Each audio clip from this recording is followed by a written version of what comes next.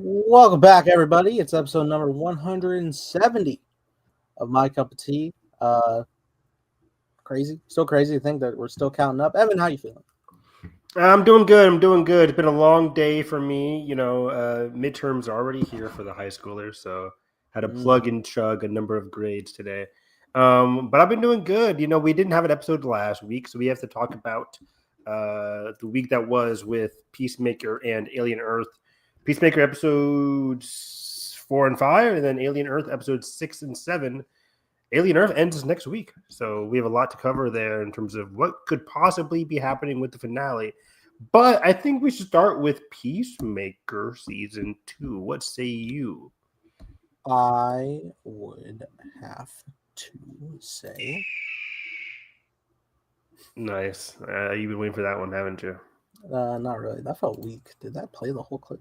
Yeah, all right. Cool. Okay, so Peacemaker. Primordial What is that? Himself, double dipping the sound. So Peacemaker season 2, episodes 4 and 5. We missed last week where we were introduced to Sergeant Wild, played by Michael Rooker. Right. And then what's it called? And then we got more door lore. More introduction with the door and the door portal. What how they originally came across it. It's kind of funny, Evan. Going into both Peacemaker and Alien, it kind of feels like we hit like the best stride for doing double ups of both, because both episodes that we're tackling for both shows, I think, mold really well as a full like segment of the show. I think so. I think more so Peacemaker than Alien. I haven't been loving the length of Peacemaker season 2 in terms of its episode. I'm usually not the kind of guy. Usually I'm like, if the episodes are short, whatever. I'm a big fan of The Acolyte, right? And The Acolyte has some pretty short episodes, like Disney Plus in general. But this is screaming more Disney Plus. I don't remember the length of the Peacemaker season 1 episodes, but for me, this season, it just feels like I'm not getting a lot of bang for my buck with the episodes. Really? At least episode 4, I think, was the weakest episode yet. It felt like it was like 30 minutes. But like you said, 50, nice try. I would have known that. But I felt like episode 5 was though where we're starting to hit our stride. Hopefully, because I feel like the episode at the end of episode 3, which we talked about again, with episode 3 ended with like him having a lot of fun in that parallel universe. I think that was when he did the whole one-man army sequence. Yeah. Episode 4, he just comes back to our world and nothing really happens. Again, they talk more about the door and his like relationship with Hardcore, that kind of stuff. Episode 5 is where we actually see the repercussions of his relationships, which includes like, some of those damages he's done with Rick Flag Jr., which seems to be a prominent storyline this season, which surprisingly so, as we get more combined into the DCU of James Gunn's universe.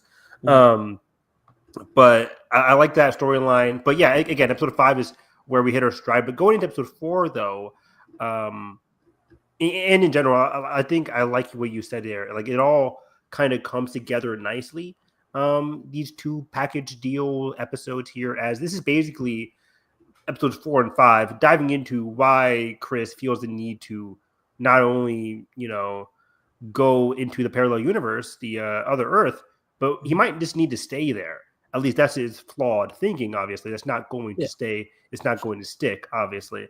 But that's, episodes 4 and 5 compounding upon each other to give Chris that motivation. And now we have episodes, I think there's 3 episodes left. Is there? Every episode, I'm like, how many episodes are there? I think there's 8. I think so. Well, going off of some comments that James has been saying quite a bit, is that we're now in the back half of the season where like a lot more crazy stuff is about to pop up. Which is what it feels like. It feels like this has been a bit of padding. And I didn't mind the character work for focusing on mainly Chris and his development. I like having that, because I was even watching. I forgot that the episodes did this, but I was watching the episode and I was like, I'm in the credits, but there's 9 minutes left. What's going on? And like I there was a 30-second preview of the next episode, but then I stayed to like watch the like think piece about the episode itself, and like James was saying like, well, season 1 was a bit more about Peacemaker. This season's more about like focusing on Chris, and I like that. I like that a lot. We're learning a lot about Chris, but I feel like season 1, and maybe because it was introductions, but I felt like I got more, again, bang for my buck on the supporting cast. I feel like Vigilante hasn't done much this season, unfortunately. Sure. Maybe we're waiting for that. You know, there's been some preview images for the next episode where he gets into a fight, I guess. But like, I feel like I need more Vigilante. We're getting more Economos, which is good. I feel like we're getting more Economos. We're definitely getting more focus on Harcourt and her like emotional trauma with Rick Flag Jr., which is good. Yeah. But then Adebayo is like fine. She's kind of like the emotional support of the group. She's the glue, basically. And then we're introduced to like characters like Tim Meadows' character. I forget his name right now. Flurry, right? Something like that. Who might be cool in the coming time. Who might be cool. Yeah, I remember I mentioned how James Gunn said he's going to have an arc this season. Which, yeah, he seems like the inappropriate guy, but then he's also like the guy who's like, he's inappropriate, but he's also like a stickler for the rules and regulations and just like a normal. I don't use the word normal with this character at all, but like he means well. He means well. There we go. Yeah, he means well. Whereas like,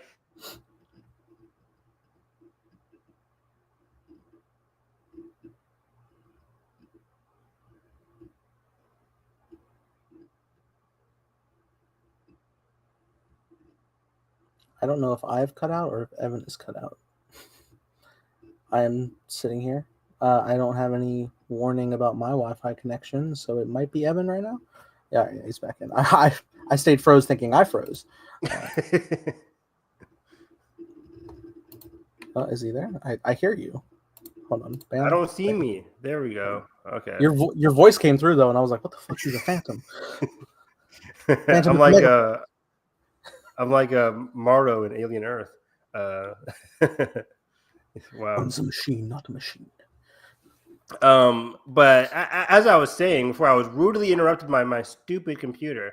I like that. I like that Flurry is a guy that means well. He is seeing certain things at his place, and then he's kind of like going to keep an eye on. I'm very curious to see what happens with this character. But I think he's like easily the best part of season 2 so far for me. Besides the obvious like Chris character work, which is obviously great. But yeah, so I'm liking it. I'm liking this a lot. But episode 4, what'd you think about like Chris, his brother, and his father coming across a random alien carrying like the portal box out in the wild where they were just hunting in the morning? I like this little guy. He looked like a flesh-colored Kermit. Fresh flesh colored. Wow. That works. I felt bad. He's just a little guy. Maybe he was evil. You don't know. But because James likes to switch it up.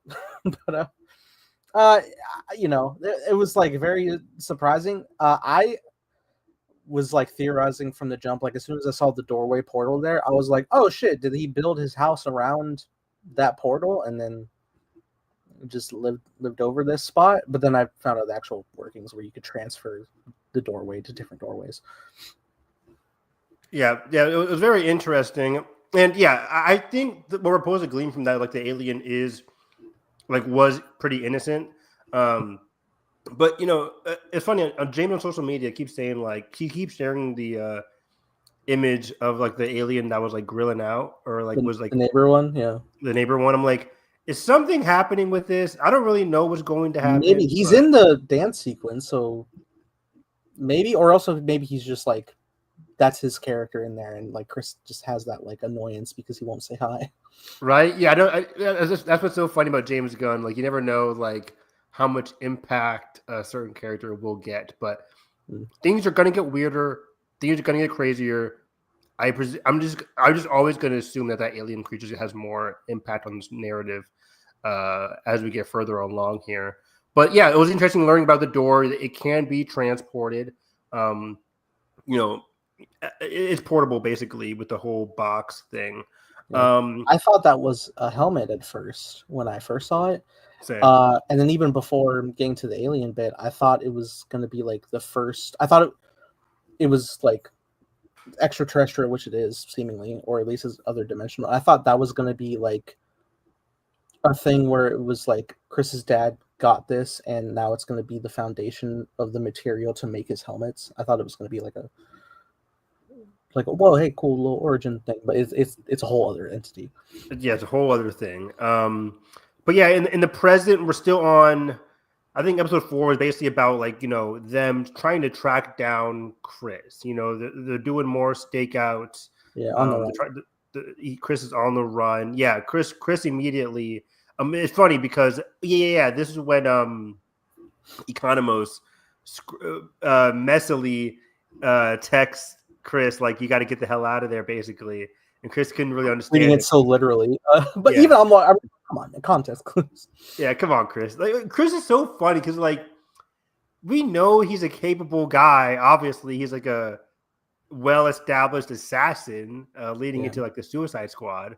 But he's just such a messy kid. It reminded me of like Johnny Bravo-esque character. Like we'll get into episode 5 where it's just like this guy is like capable, he's smart, he's doing all this shit, but then he's also just like so dumb and messy, and like it's like what is this guy? Like I don't know how to like characterize Chris. It's just so funny.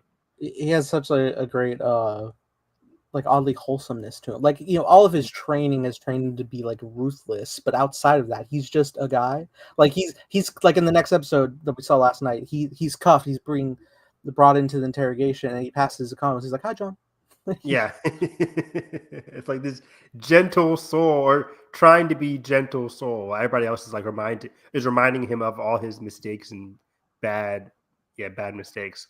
But yeah, it was funny. You know, he hightails it out of there. He's out of the house. He's bringing with him the portal. He runs into the green guy. I forget his name. Judo Master. Basically beats the hell out of Judo Master, like carries him on his back and just flings him against a tree, which is very funny. Buys him a lot of time, and then they get the hell out of there. Adebayo picks him up, and the whole rest of the episode is just them, like, you know, him basically telling her the capabilities of the door and how they set up the door at the abandoned cabin, which is where like his father used to have them hunt, basically. And it was interesting seeing them establish this other dimensional portal. And through this sequence, we learn more. We see more of Adrian, you know, bringing them multiple doors, but also Adebayo having a heart-to-heart to Chris about, like, I guess you could say, like, the dangers about this door. Like, you know, you killed your other version. He's like, I didn't really mean to. It's like, well, this is like, she's like the audience, or telling the audience how messy of a plan this is, and how messy of like an idea it is for Chris to be dimensional hopping back and forth, leading into like his mistake at the end of last night's episode where he just goes there full blast. But it's just like, yeah, this is not going to be good. And Nathan, I think this is the right time. We had a question last week. Did we? 2 weeks ago? 2 weeks ago. You know, time is a flat circle. If that made sense. Where, yeah, one of the commenters, we were talking about like, this dimension is too good to be true.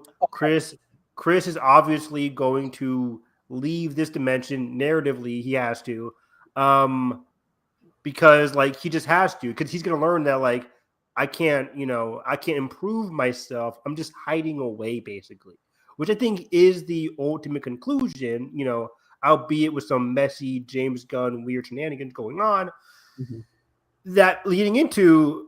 The commenter in 2 weeks ago said like this could be like the all white dimension, and that has jumped like into the mainstream where a lot of people are saying this now, which is funny because I think we talked about it, and I was just reading off of what the commenter was saying. I didn't know that like tons of people were saying it, so much so that Jalen comes to talk to me like after our podcast, and he was like, "Oh yeah, did you hear this theory?" I'm like, "We just talked about that on the podcast. That's crazy how people are now." Going full steam ahead with this theory. He started it. We started. This is on us. That one commenter brought it up. No. We're the source. Credit us. That being said, I still have the same complaint, even though it's seemingly more likely. And especially because Adebayo was about to go into that universe. I think she said, like, is there another version of me? Which kind of also jumped into the theory as well, because they're like, if there's no version of Adebayo in this universe, are all the black people just gone or something like that? Which could lead into like the racism or like the Nazis won, something like that. I don't know. Whereas like this is like an all-white universe. What do you think about that? We kind of already talked about it, like our complaints about it. Like it would make it too easy for Chris to just be like, yeah, this universe is bad, so I gotta go. Like it's giving them an easy way out. I like what you said that 2 weeks ago there. Yeah. Well, a couple things. Like first off, last night I was watching the start of the episode where it was like panning into the park, but it's hard to mention, so it didn't matter. But I was like, there's a person of color. Oh wait, this is our reality. All right, so fuck. Well, I won't know yet. But I think that is an interesting thing. Yeah, I think it creates too easy of a, oh well, this is terrible. Yeah, I'll definitely leave. However, if they just wait on Chris getting that reveal and like lets him get into these situations, like right now at the very end of this episode of last night, he's immediately running into Hardcore's arms, and seemingly everything's going to be great there together. And even like the episode preview looks like they're already like very like well established, connected together. So he might get stuck into the emotional attachment on that degree and be there for quite a bit until he gets this revelation. And I'm sure it'll probably like be an episode where his friends are trying to convince him, hey, things are like this, and he's like, no, they're not. Well, look around. Okay, well, maybe it's just they'll probably make a joke, maybe it's just a high class play, I don't know. Probably say something like that. But he'll probably try to rationalize, try to deny it until it's like very clear in the face, when they're probably going to start hunting down. Like I think like Judo Master Chasing Man is going to be like, he's probably going to be the first to get flagged. Like he'll be pursuing Peacemaker. I was like an Asian guy. Yeah, and then some people are going to be like, hey, what? Or maybe like the mask will distract and they won't know, but maybe his mask comes off and then they're like, hey, what? No. Who's to say? And then also Adebayo being there as well. So we'll see how that rolls. But I think, yeah, Chris will probably get our development attachment first. Then you'll get this revelation, and then we'll have him trying to reconcile that he has to break this off. Like obviously this world is terrible, but he also has an attachment now to this person who he loves in another universe who loves him here. Exactly. I think you're right. It has to be a good order of operations in terms of like the emotional like complexity of it all. It's like, yeah, let him be in this universe for a minute, let him face the attachments of his relationships, like his attachment to his brother he was seen flying with at the end of this episode, his attachment to Amelia 2 that we see in this episode as well. But also, again, I think this season has done a pretty decent job of establishing his connection to Adebayo. Again, she is the glue to their universe, or to their like friendship group. She's the one talking to Chris about his problems. She's the one also talking to Amelia about her problems with Chris. So Adebayo is kind of like the glue between Amelia and Chris in terms of like trying to see like, you guys are like each other, so what's really at the heart of this? And we know what the heart of this is. Like it's Chris's guilt with Rick Flag Jr. and it's Amelia's guilt with liking Chris, even though she liked Rick Flag Jr., who is dead by Chris's hand. So she's dealing with that like guilt. We don't know what happened on the boat, but we can assume it's just like a love confession of some sort while she was drunk. The more they talked about it again in episode 5 when they were on the bench. Like, was that all like real? And then she said, "No, get away from me." Well, I feel like that was in a panic to get him out of the situation. 1000%. She's lying, Your Honor. But the more he's clearly in love. The more we get from that, though, I'm like, I mentioned this all the way back in like episode 2 or 3 when it was first introduced, the boat thing. Yeah. I'm like, are we gonna get a flashback to it? I don't think so, but they keep bringing it up, and now I'm like, maybe they will, because at the beginning of each episode, we get some type of flashback of some sort to like elevate certain scenes. So I can see that happening. Sure.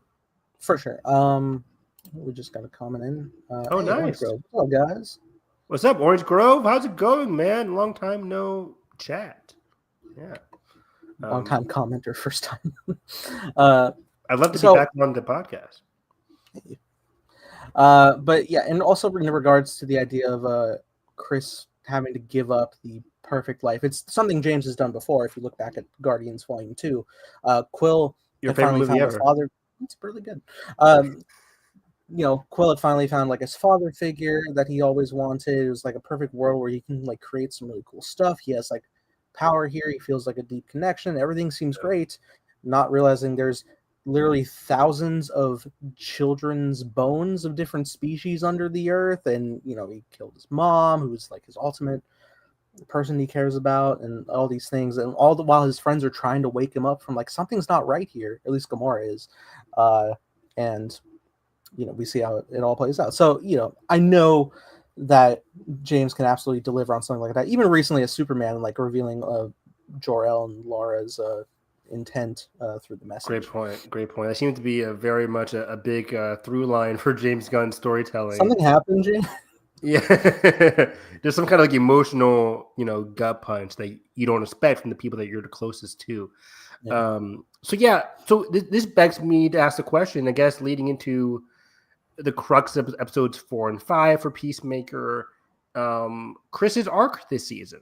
It seemed to be stemming from the usual, guilt. I feel like season 1 was about him like wanting to become a better hero. He wanted to be known as a better hero, and that's kind of what episode 1 started off as. With him wanting to be known with the Justice Society, with Hawk Girl, not just whatever they're called, Justice Gang, with Hawk Girl, Green Lantern, and Maxwell Lord, which we'll bring up again when we get to the Bordeaux character. But anyways, so I'm just like, what is Chris's arc this season? It seems to be, as you mentioned, as James Gunn mentioned, more so about Chris. Again, season 1 about like how Peacemaker as a hero, where he's going to classes, he's making fun of other heroes are making fun of him, and it's more about how Peacemaker can be a better hero. Now, season 2 is about how Chris can be a better person, behind the mask, because he hasn't even worn the outfit this much this season. It's only really been like episode 1. We've seen Chris, and it was so important to establish this in season 2 with Chris going off on those I don't want to say terrorists because we don't even know who they were, but like the robbers, Sons of Liberty. The Sons of Liberty, yeah. Where it also feels like an indication of like we're fighting for like equal rights, right? So that was Chris doing all that he could without the suit. But now I think it's important, what do they call it? Costume theory of it all.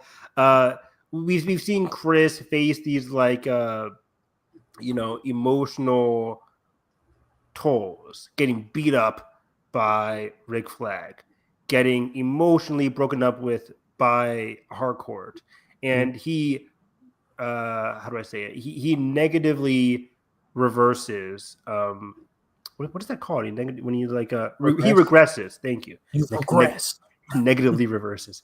He regresses into a hero that he thinks he should be, which we see again at the end of the episode where he's flying with his brother. Nothing particularly wrong about that. He's back with his brother. He's a hero again in this universe. His dad's with them too when they're flying. His dad's with them too, and like the trio that he never could accept and be because they were dead.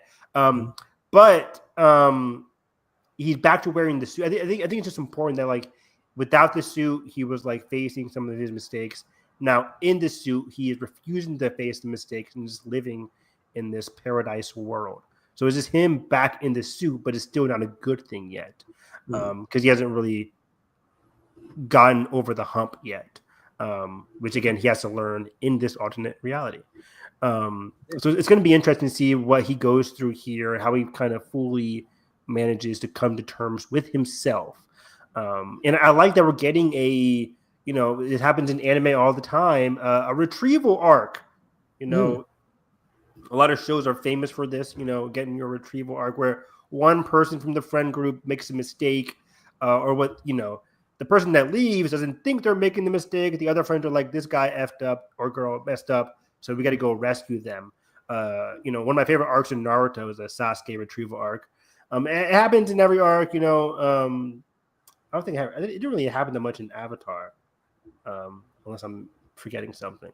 But either way, Chris made a mistake. He'd go into this universe, and Harcourt is the one leading the retrieval arc, which I think is very important because she is the one who is like pushing Chris away, but now she's the one who wants to pull him closer and make him and correct his mistakes, especially after the heartbreaking letter. Suki was on the Fire Nation ship. Yes, he was. That was a good one. Yeah. Was her dad there too? With Katara's dad, Saga's dad. That was more of a rescue arc than a retrieval arc. Slight difference, but yeah, that was. I loved me. What was it called? Black Rock. What was that prison called? It's Day of Black Sun. Right. And then the prison. Shit, that's gonna bug me to hell. But I remember those airing back to back.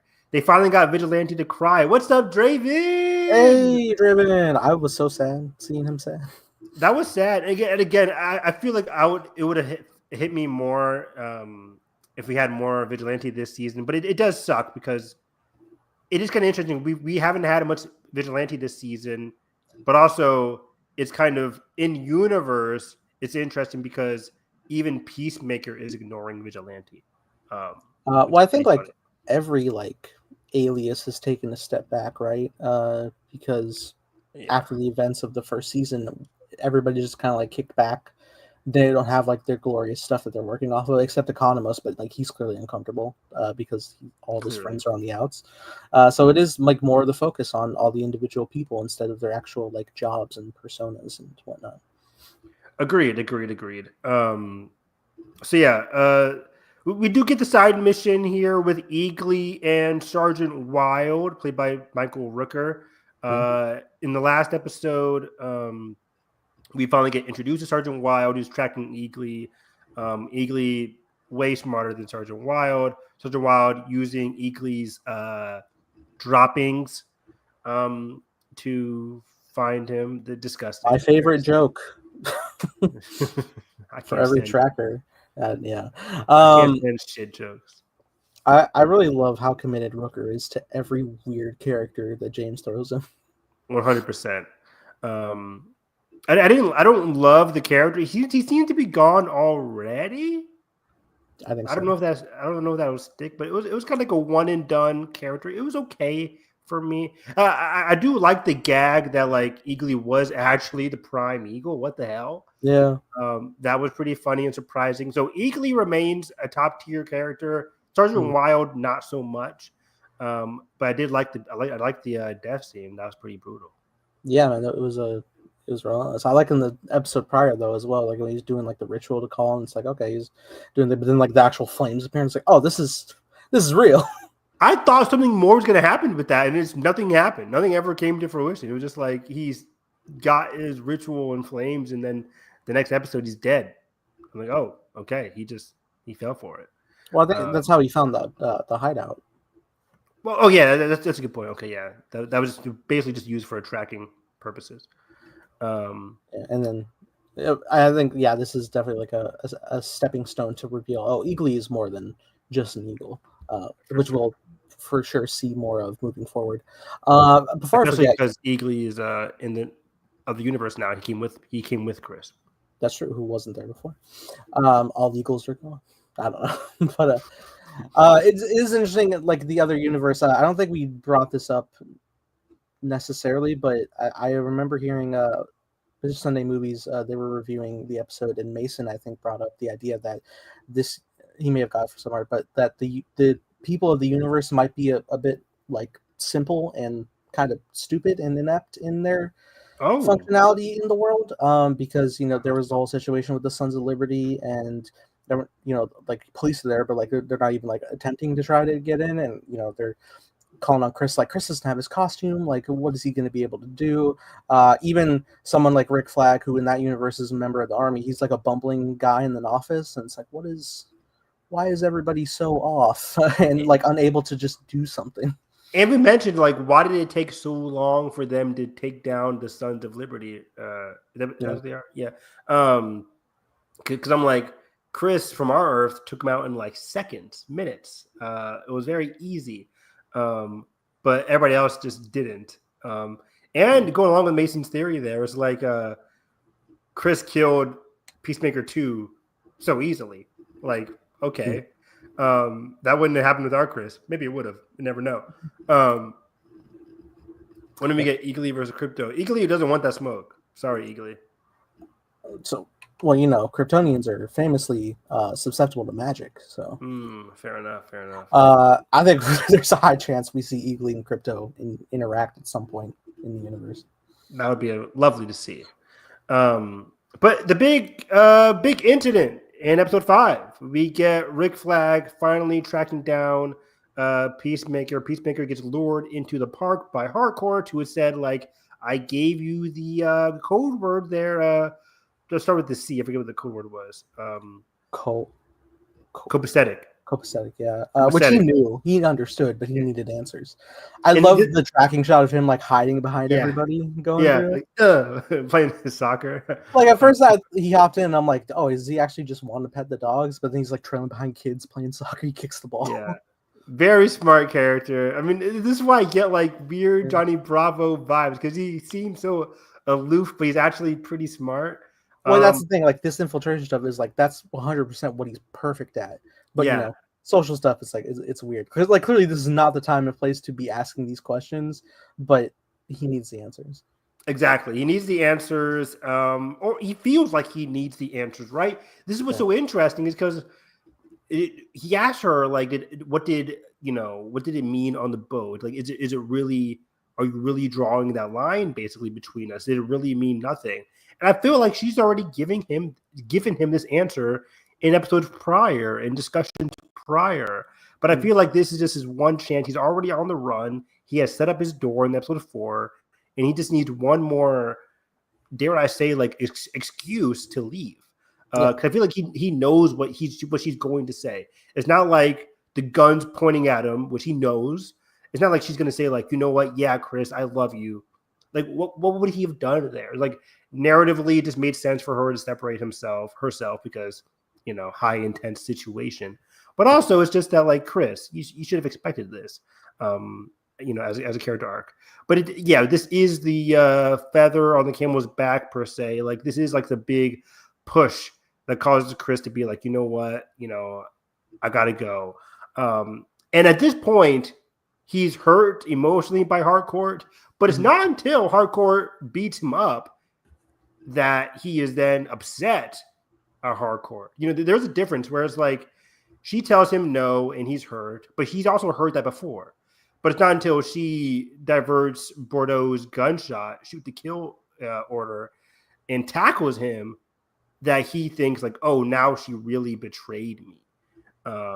Which we know she didn't. She was going to save his life. Bordeaux had a shoot to kill order, which Rick Flag knew was not going to happen because he was playing 3D chess, knowing that, yeah, if I say shoot to kill, I know that Amelia has a heart of gold. She won't let Chris get killed, and she'll tackle him instead. So he took that calculated risk to Bordeaux's dismay. So this leads us to, you know, Chris getting arrested, going to the Argus facility, and getting his ass beat by Rick Flag. The one shot crazy. Where he's the whole fight, he's not. Yeah, the knee to the face, like that was there was so much kinetic energy in that shot. Oh my god, it had ricocheted. Like, did they rotoscope Frank Grillo in to do that? Because that was just so close. That was insane. Yeah. Wild. But the whole scene, I really like that Chris isn't engaging in fighting or really defending whatsoever, because I think he also believes like, yeah, this is fair.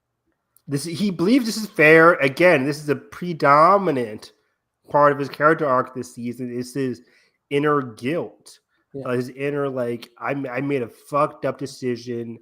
I deserve what happened. Praising Rick in his memory. Like he Yeah. genuinely does care, and we know that as an audience, and that he was like not in like the best personal mind space at the time. Yeah. Again, I would be so intrigued to like revisit the Suicide Squad and go through the first season again just to see like the full, like this fucking guy to like, man, Chris is Chris. You need to rewatch season 1. I feel like Rick Flag Sr. needs to watch season 1 himself. You know, see that Chris has changed. Somebody Yeah, give him the Blu-ray. right. Give him an HBO Max subscription. You remember Creature Commandos? I finally watched that, by the way. Nice. This motherfucker watching all the TV shows. Oh, well, yeah, I was catching up. I was like, I could watch that in a day. It's like 2.5 hours. And I did. And great time. I really liked it. Fun show. I'm bummed that we lost some people. I want season 2 for sure. Yeah, I think I was on like the higher end of like what I thought about Creature Commandos. I felt like by the end, it didn't leave me with a lot of like, like jubilation as much as other James Gunn projects. I like certain episodes, but by the end, I'm just like, why did they do this, that, and the third? Why did we lose these characters? So I am curious to see what season 2 does, but like it didn't leave me with like, oh, this show rocks. But I do like Frankenstein's wife. The Bride. I like the Bride a lot. It's just like the villain for that series. I was just kind of like up and down with. I'm like, okay. Well, it was kind of like a mystery rug pull until So I'm like, is she really bad or was she just what's going on here? But then she was, and then I'm just like, okay, like it didn't hit me, and just I had some thoughts about that finale. The whole stuff of Weasel definitely got me. Fantastic episode. That was a great episode. Holy really shit. good. Just like viewing from the perspective of like an animal that cares, it hurts. I think for me, if I can remember correctly, the Weasel had a standout episode, and then Phosphorus had the standout episode as well. That was good. Alan Tudyk's really good in that role. And then, of course, my favorite character, the sea creature one. Is her name Ava? Am I Ava sounds correct. Sure, let's go with that. Yeah, she was my favorite, and she was the best. Again, I'm not upset because of what happened in the series, but just like that is part of it. But just I felt like the way to get to that point didn't feel like earned or fine. I'm with you there, Draven. I was hot and cold on the whole storyline. I'm like, what were we supposed to glean from that? And we still don't know, like, because it kind of leaves us on like a narrative cliffhanger with Cersei's theory kind of thing. I'm a bit more like if it's like a one hero going against one villain in the villain's week, it can feel a bit more empty. But because if I watch a group dynamic go up against a villain that isn't the deepest fleshed out, I still feel pretty fulfilled because the team is bonding through the experience, and I like the team. And I think that was what James Gunn excelled at. He excelled at like establishing this team, establishing the characters, because their backstories was really, really, really cool for the most part. Yeah. I like the whole mystery plot line just fell flat. But yeah. I like that James is in the intro. Like he gets an animated character for the writer credit, and I'm like, that's so cool. But also, I was sitting here and I was like, has James written everything thus far in the DC? Is he tired? He must be so tired. He must be exhausted. The gray hairs they're going to be staying gray. For sure. I remember waking up one day and I was like, when the fuck did he go gray? And I was like, what do you mean he's in his 60s? He's in his 60s? I thought he was 50s. I think he is 60 now. That's crazy. It's wild. Speaking of James Gunn and Big Brother collided. Oh yeah, I saw that tweet. I was like, Evan saw this for sure. This is crazy because I'm a huge James Gunn fan. I'm a huge Big Brother fan, obviously. I'm watching Big Brother 27 this season. And last night was the eviction episode. It was live. And they've been teasing like who's going to be a guest on Big Brother Unlocked, which is like there's a Big Brother extra breakdown episode on Fridays. And they showed us, they showed like it's a bird, it's a plane kind of thing. I'm like, Superman, but James Gunn? And then they bring out James Gunn. He's like, yeah, I've been a fan since season 1. I'm like, holy shit. And it's the core audience of Big Brother, like who? Yeah, right. And he was talking about like, I just finished writing Man of Tomorrow, and I'm just, I'm a huge fan of like Big Brother. I'm just like, oh wow, that's insane. And then literally 2 hours ago, from 8 to 9, he was on Big Brother Unlocked, breaking down the recent events of the season. You know, his favorite characters, and he was like playing along with certain Big Brother celebrities and house guests and players, and I was just like, wow, like this guy is the best. I love James Gunn so much. It's crazy, but yeah. So back to the show. Peacemaker is getting his ass beat, and it was just extremely brutal from Rick Flag here.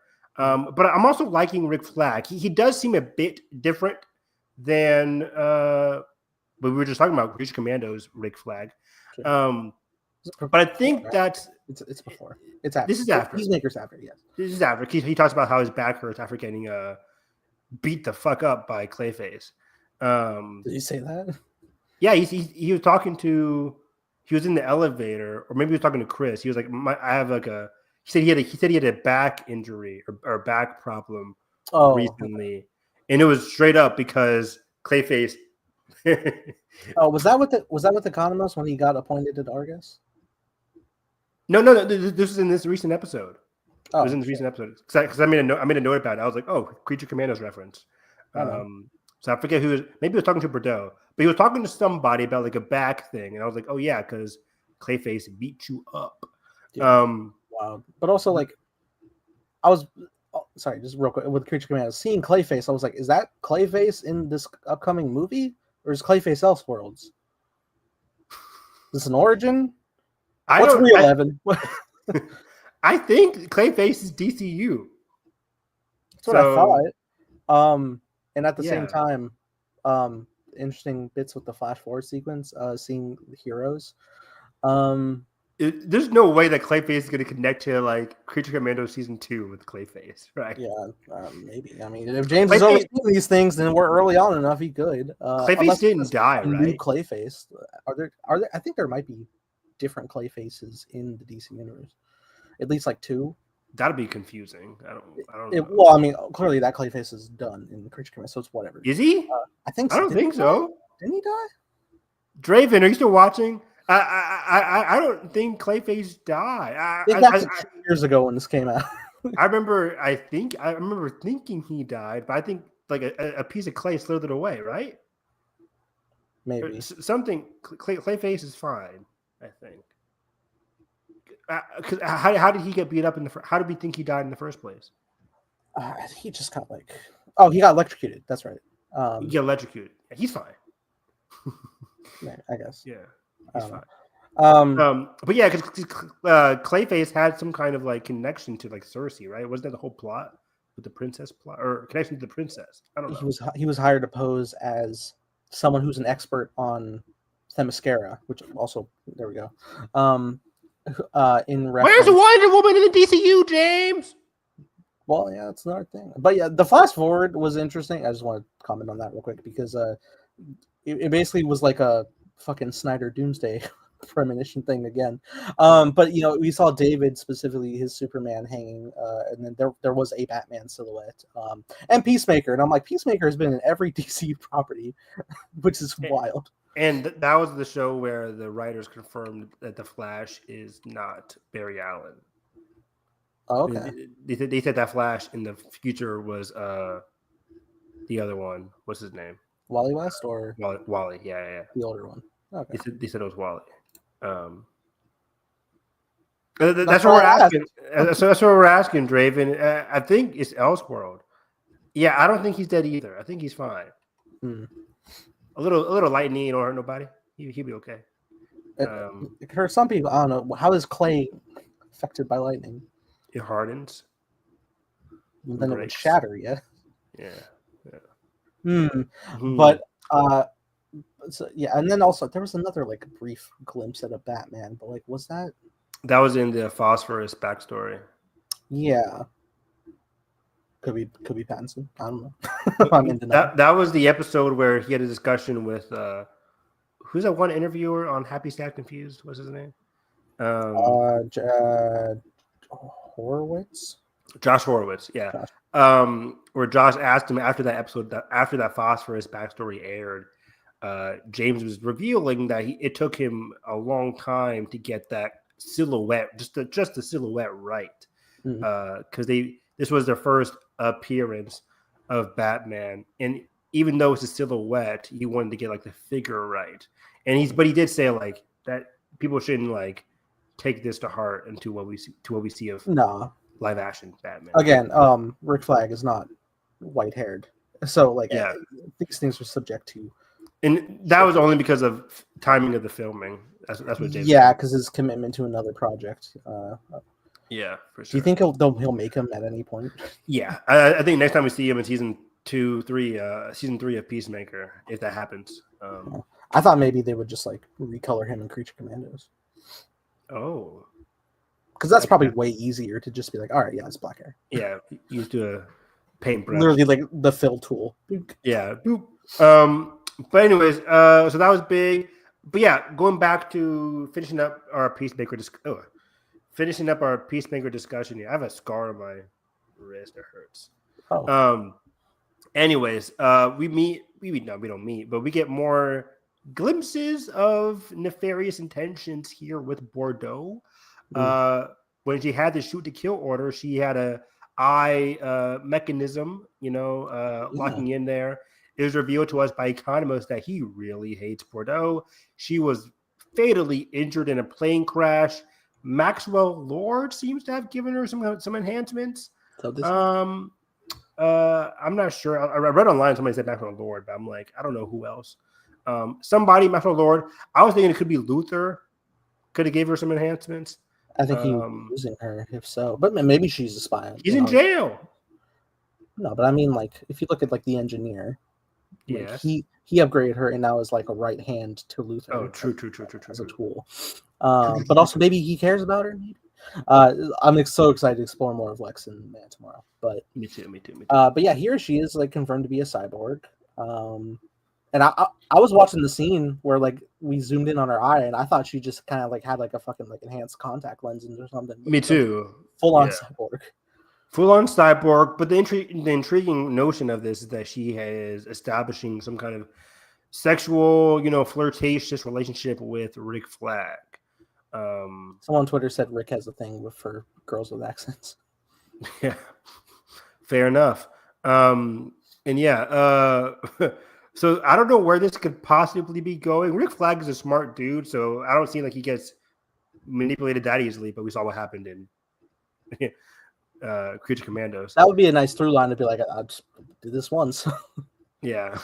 So, but if she is manipulating him, for what end? Like, is she really just out for Peacemaker too, or what is her ultimate goal? I have no idea. Is it just like, does she like Rick and just like genuinely like him into the gates of hell? I don't know. It seemed more nefarious than just like genuinely liking him. I'm hoping to get Lex and Brainiac combined like in Justice League Unlimited. That was a dope concept. I do love me some Justice League Unlimited. Thank you, Draven, for the shout out there. Great show. That's a show that Nathan should have caught up on this week, motherfucker. How many seasons is that? 3, 4? A lot. Could be 5. But you watched that one Luther show, so you should be fine. What Luther show? Lucifer. Sorry. Oh, well, yeah, that's 6 seasons and emotional turmoil I went through. So okay, those penultimate episodes will fucking wreck you. Let me tell you. Nice shout out there. That's pretty much it. Again, Chris is gone, leaves a letter, Vigilante's crying, Harcourt's on the way to save him with Adebayo, with Vigilante. Judo Master leaves before the door closes, so Judo Master is in there, as we talked about. And yeah, episodes 6, 7, and 8 should be very much weird, crazy, intense. We'll see what happened with this universe and where the show goes from here. Yeah. So yeah, that was a longer discussion than I thought. 50 minutes on just Peacemaker season 2. Let's dive into a show. I think in my opinion, I'm liking more than Peacemaker. I don't know if that's an unpopular opinion. I think it's a little divisive amongst the fan base. It is. I was again having a discussion with our friend Edgar. Where Heartbreak feels good. He's not enjoying the show that much. But loser. I'm loving this show. Oh, there it is. Just one. Anyway. I am loving this show. It is paced in a way that, like, it probably works better on a binge, dare I say. But I like the weekly discussions. I wouldn't have it either other. I wouldn't any other way. I think the think discussions are important, but I'm enjoying the pacing for what it is as like a straight up drama. Yeah. And I feel like I'm getting, unlike Peacemaker, I feel like I'm getting a lot from each episode in terms of character relationships, dynamics, and thematic meaning with like hybrids and souls and dangers. I think they give you a lot to discuss and ponder each episode. For sure, for sure. Last time we talked at the end of episode 5 of Alien Earth, that was the Morrow fantastic solo flashback episode. Yeah. We start back at episode 6. Alien again. What? It's Alien, the movie. Yeah, basically Alien, exactly. Alien Isolation. More. We start back at episode 6, and we get a lot of intriguing developments with the Eye. The new creature gets revealed called The Fly, which is the name of the episode 6 episode. Which is cool, because I remember, like, I think our previous episode, I was like, we've only seen 4 of these 5 creatures. So wild, right? We like, we were like, there's the xenomorph, there's the eye, there's the blood thing, and the plant, which we still haven't like fully dived into yet. Not at all. So they're like, that's 4, but what's 5? What's 5? What could it possibly be? Oh, it's my worst nightmare. It's one of my favorite kids in this episode. Not our worst nightmare as humans, just the worst nightmare for a lot of synthetics and hybrids alike. As this thing feeds on inorganic material. I think it developed that from having a lack of food source, they said. That's what Kirsch was saying. Said. Yeah. Which we'll talk about, like, what his things are. I have a theory. Fuck it, I'm saying it right now. I'm on your ass, Kirsch. I'm on your ass. I like Kirsch. I love Kirsch. He's great. Is Kirsch a better character than the Mandalorian character he played? Yeah, like that's just so different. That's a fucking like a sheriff who's like a guest star versus a calculating android in the Alien franchise. I think Kirsch is like probably my favorite android I've seen next to David at this point. Like, he's so holy shit interesting to watch. He's so interesting to get. Well, okay, sorry. I love Andy from Romulus. He's the best to connect with. Andy's but so like fun. In terms of watching a calculating android who has shady motivations, Kirsch is like meeting my interests with David. Granted, Michael Fassbender is like on another level of performance with that, and his dual performance with Walter as well. But I think Timothy Olyphant is doing wonderful as Kirsch. Kirsch for me is at an 8 out of 10. He can become a 10 out of 10 once we fully know the scope of what the fuck his plans are. Because stop. Because right now we still don't know the full scope of like what the fuck he's thinking, what his real plans are. It's funny that we didn't have a discussion last week, because my whole thing would have been like, what is he thinking? Just watching Isaac die. Granted, he didn't know what the alien was going to do, but he's very observant. That's been his thing all season. What is he fully cooking? My main theory right now is that although Kirsch works for Boy Cavalier, I think he works for Wayland. Really? Who we have not seen this season at all. We've seen everything about Yutani. Episode 5, we had Boy Cavalier having that meeting, the broker agreement with Yutani.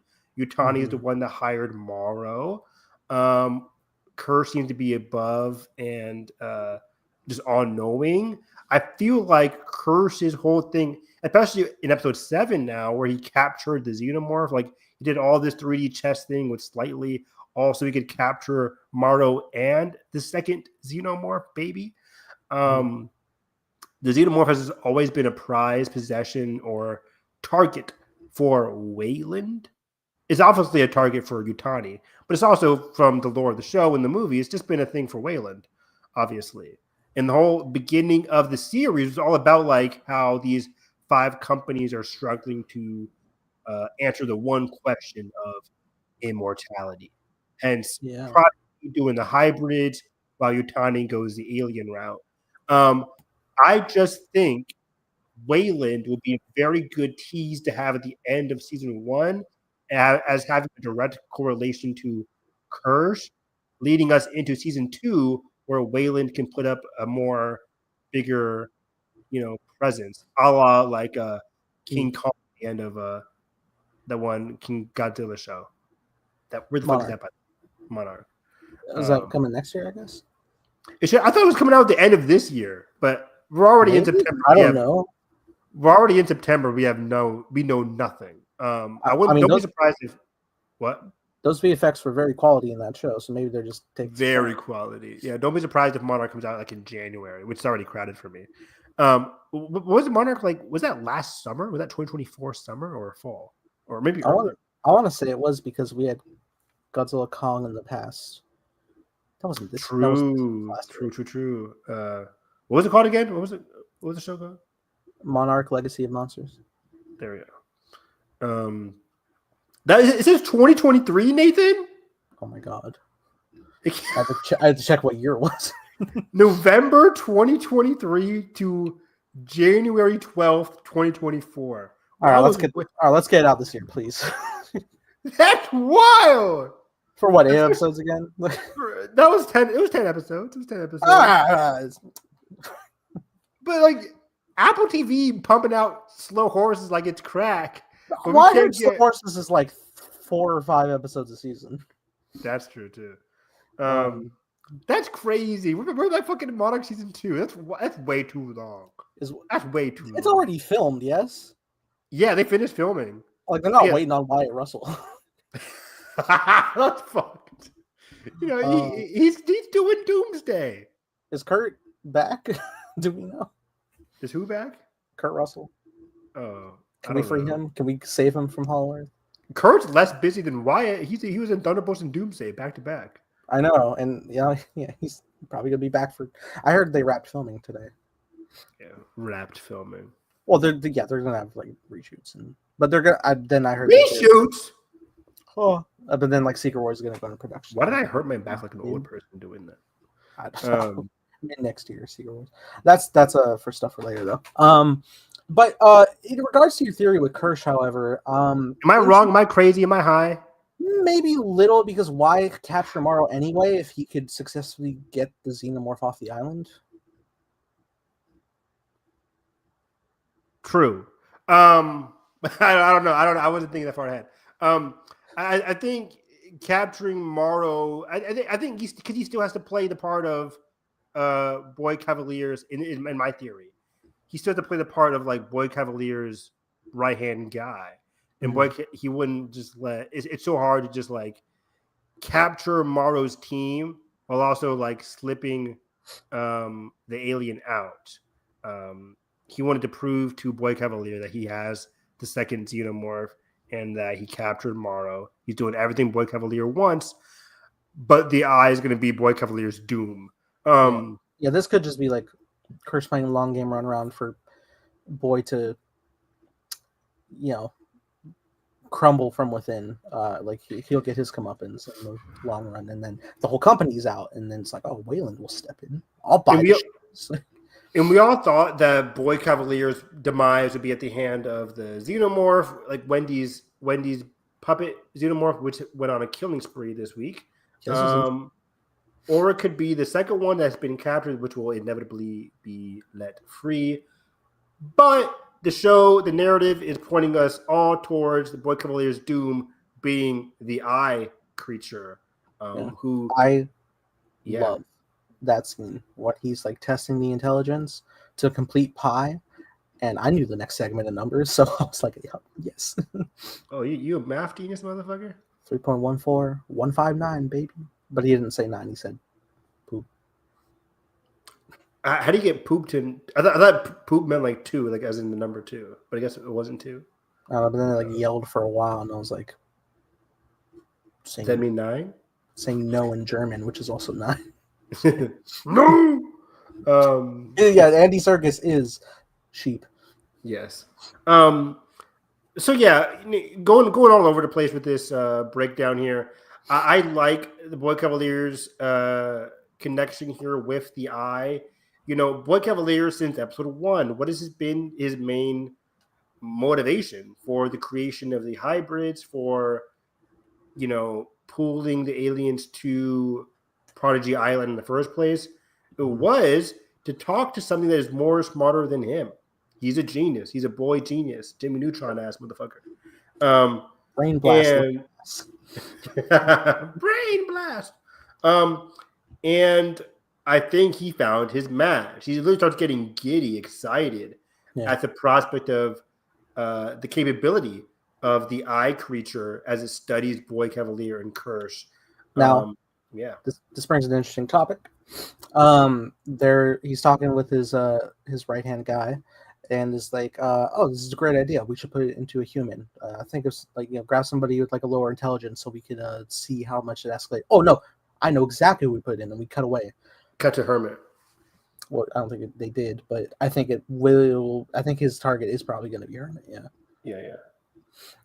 Sucks. I really want them to get off that island. We got makes sense. It makes sense, especially because episode that what you were just talking about, that was in episode 5 there, or 6, sorry, last week. And it makes sense because episode 5, prior to that, what we talked about was how episode 5 was all about how Boy Cavalier is trying to sever the relationship between Wendy and her brother, sever that familial relationship so you can get Wendy all to yourself, not knowing the effect of emotional familial relationships are a lot harder to sever than your savior relationship to Wendy. Wendy might have like this savior, not complex, but just like gratitude towards Boy Cavalier, which was initially hard for her to ever suspect that Boy Cavalier was doing anything wrong. We've seen him manipulating her, throughout the season. But as Joe has come aboard to this island, she has slowly but surely started to wither towards Joe's side of thinking rather than Boy's side of thinking.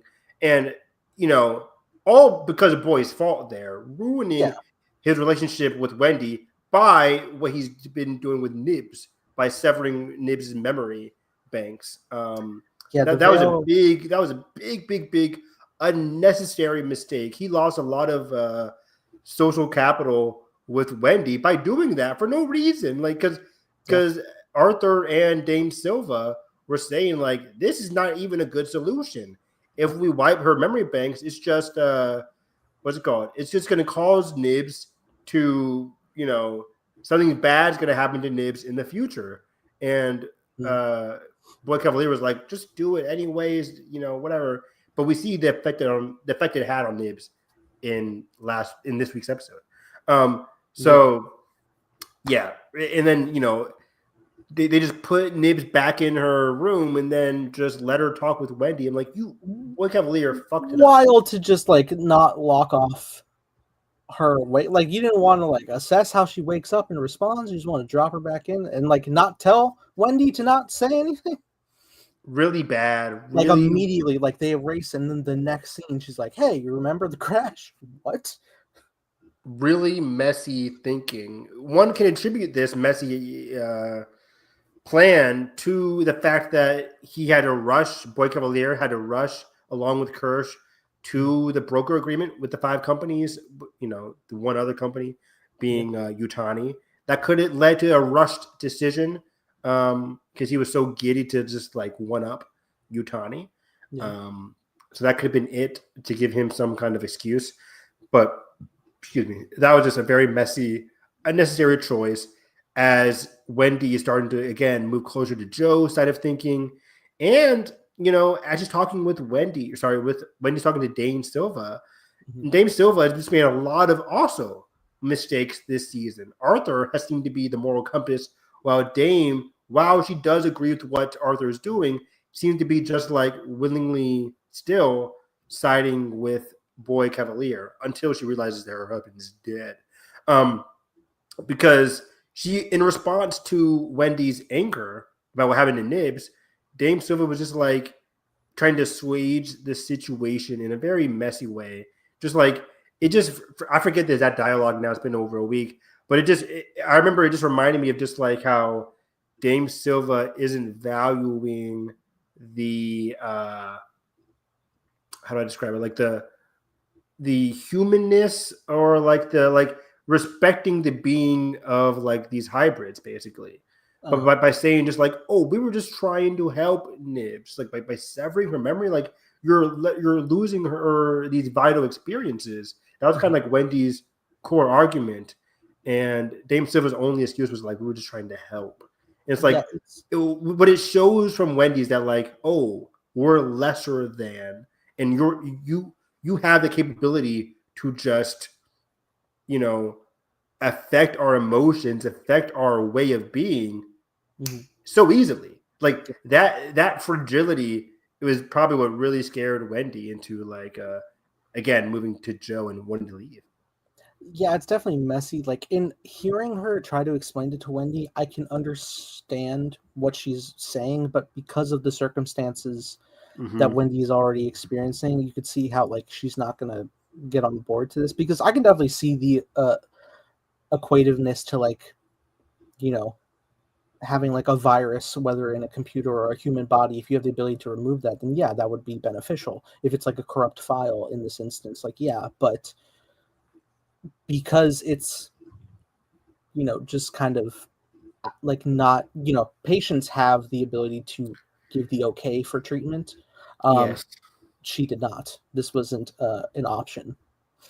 Great point, man. Like, yeah, she had no say there, no willingness, which has always been the thing for separating the hybrids from, let's say, synthetics, right? Synthetics like Curse, maybe not so Curse. We don't know his like full programming, but just like most synthetics don't have that idea of like control and like controlling their own processes. While hybrids, this was their, it was billed as like, oh, we're just transferring the soul into another being. And because they were human, Wendy, even though she has all these, stronger than life supernatural abilities, it was still in Wendy's core structure that, because, especially given her relationship with her brother, she's like, no, I'm still Marcy, I'm still Wendy. But things like this with Nibs, what happened with Nibs and what Dame Silva and Arthur are doing, it goes back to like, no, we're not human anymore, because humans don't have, like, people can't control us and just like wipe away our memory bank so easily. But because you're hybrids, because you're not human, you have less control. Like it's just creating this separation between what Wendy thinks she was like, trying to be like another version of her brother, of her sister, but it just isn't, right? Like she, and we had this discussion early on, of course, but just like this Wendy, it's becoming vitally important to establish that like there's a clear line draw, because Wendy doesn't have control of her own way of life, that it's completely different. The stakes have changed. It's a terrifying situation. Like if you're look at it in the context of like, we champion physical media because digital libraries could go under and then you could lose it all, right? Yeah. But now imagine if that was your actual life. Exactly. You willingly becoming a hybrid under like the programming of a company, which must have like a bazillion pages of terms of agreements to sign to do so, and then they could do whatever they want, and you'd shut you down in an instant if they wanted, or command you to do something against your will. Because I would be shocked if like there wasn't like one instance where you could just like lock up one of these kids in their bodies and just make them like set a course and then they march toward it without any actual control. Yeah, it's very unnerving. It's very unfortunate. And yeah, again, boys lost a lot of social mobility and social capital with Wendy, and Wendy is now fully on board with leaving. Wendy's now slowly losing her humanity as well. Yes. Again, it stems from her separation from Boy Cavalier, but also, yeah, her connection with her own pet xenomorph here, which I like the distinction, because xenomorph here has like a weirder skull. It's green. Yeah, it's like a weird colorization. There's like a texture in the dome. Yeah, but also covered in blood. which is important because we're on our way to getting our second xenomorph, which is probably going to be the basic all black one. Because the xenomorph was just it created differently. It was created through like the lung. Yeah, the lung versus this being the normal chest burster in the stomach. Yeah.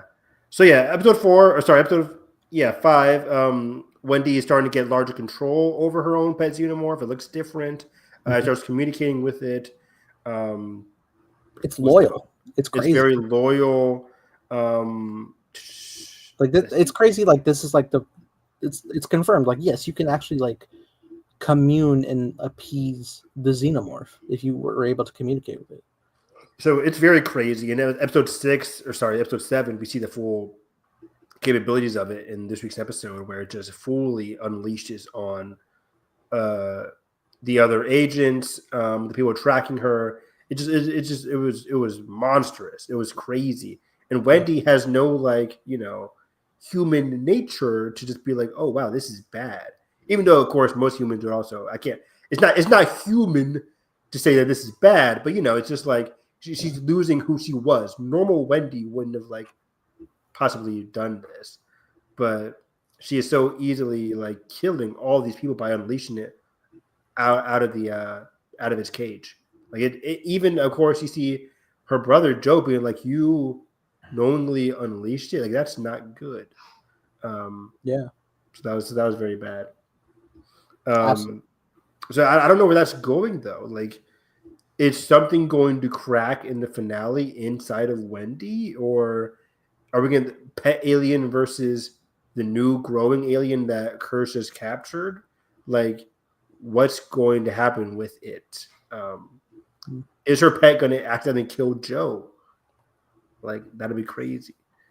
Even though I think Joe's on a collision course with the eye creature, not the xenomorph, but you never know. Yeah, I'm hoping that ends up being like it's teeing up for Joe, but then it goes to Boy, takes Boy.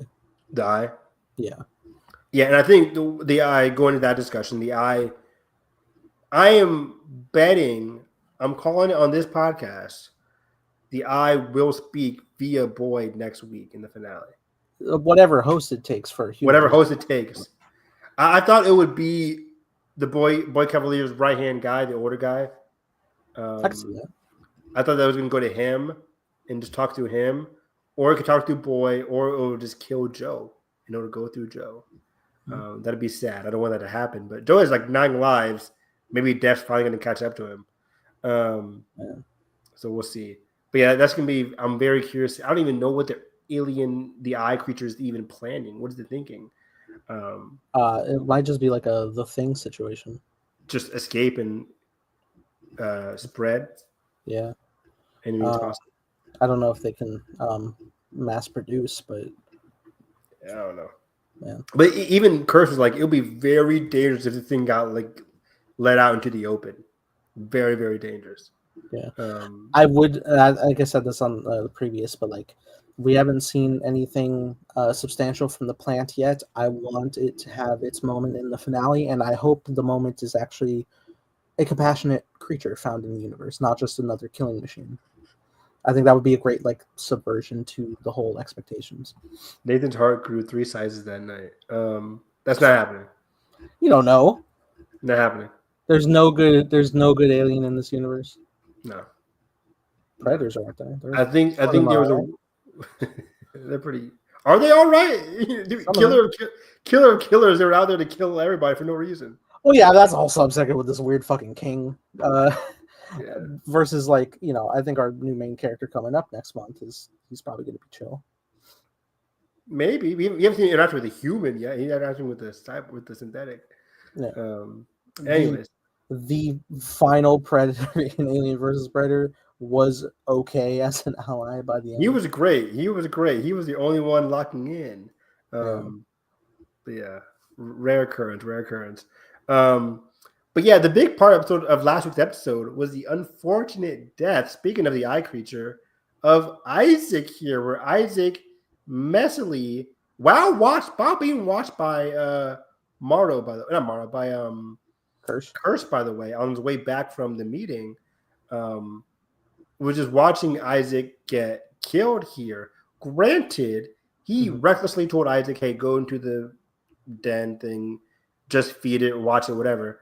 I don't think he fully expected this, but he was glued to the screen like me watching live feeds while when he was watching Isaac die there. But I think he was more so, again, interested in the fly creature's abilities rather than like what was happening with Isaac, because he didn't shed a tear at all, which goes into what I said last discussion, where it's like I don't think Curse cares about the well-being of these hybrids. I think he does, but he's not going to dwell on the loss, because even like in the next episode when they're assessing the damage of the room in the situation, he still like respectfully called him Isaac, but then had to correct calling him Toodles so Boy would understand that. Fair. They're just the people. But then he also just used Smee and Slightly. He was like telling them how to escape, and then he was like, "Now I got you back. You're grounded." I was like, I was so taken aback by that too. I was like, "Oh, he's helping. Where are we going?" It was the long con, but it was a long con. Like, but then he grounded them, and it's like he really is a parent, but also playing chess. By the way, you're grounded. I love Curse so much. He's so good. He's the best. I'm pissed. But yeah, with Isaac, man, it's such a bummer because he had such like aspirations to be like really good in this field. Yes, exactly. I remember last week or last discussion, I was like, okay, we're gonna have Nibs and Wendy on one side, distancing themselves from Boy, while Isaac and Curly like their new positions within Prodigy, and they'll be in the other end. But we lose Isaac here far too soon. But yeah, I do get my prediction right with Curly, who I think is sitting still, not wanting to leave Prodigy's side, which makes sense for her character. I wish we saw more of her character this season. I think she was set up to be an interesting foil to Wendy, but we haven't seen that take place yet. But we have one more episode to see what Curly could be up to and where her allegiance is going to be. Yeah, she's getting like interestingly vulnerable by the end of this episode, though, with Dame Silva. Yes, right. Because she was talking to Wendy, but then she also talks to Dame Silva as well. So very curious to see where that goes.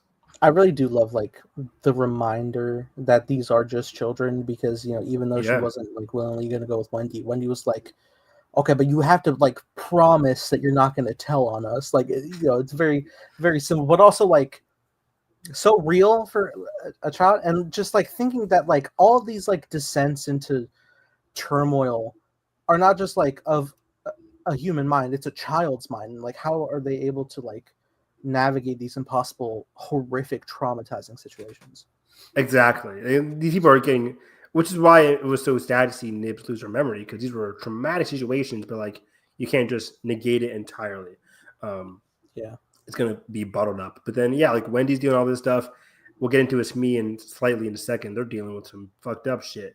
But so the eye creature killing Isaac, I think just to understand like the regulations of how things get locked up, like in terms of like how it wants to escape. Is that what you're getting to? Like it did all this, see what the fly was like, what it could do to Isaac and how to probably escape.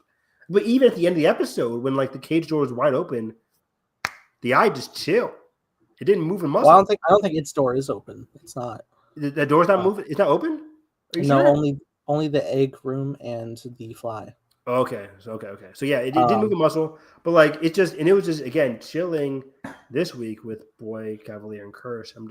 It's so fascinating. I love this creature so much. Yeah, man. I think it's mainly testing how susceptible they are to these endangered situations. Obviously, like these are the minds of children, but also Boy is susceptible to his greed and his desire to continue to push forward. And now he's taking interest in the eye, which the eye is 1,000,000% going to exploit the first chance it gets.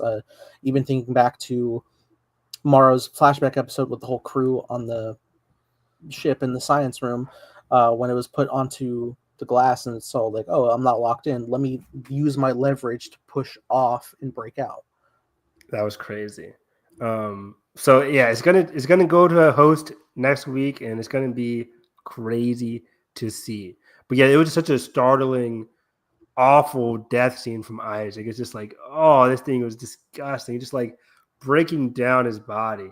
It it was really sad to see, like the and that was a long shot of like It one side was. of it, just like to break it down. Like that VFX work is wonderful. It was Shout out just to like the artist. dismantling him. I was like, oh man, Yeah, it was very tough because he had such promise, and maybe he could have had some help if Curly went with him, but maybe I don't know. But he just wanted to get the job done too. Like he wasn't doing it out of like full on stupidity. He was just like, all right, well, I need to do this because Kirsch trusted me to get this job done. for sure. Um, so that was unfortunate. The eye is doing its thing.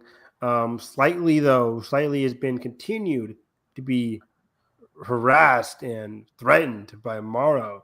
And in last week's episode, it went over the edge, like seriously threatening his mom, which causes Slightly to, or said, like, you have to find a human host. We thought it was going to be Boy Cavalier. Turns out it was going to be Dame Silva's husband, Arthur, who last week was fired because of his protest to like wiping Nib's memory and other things.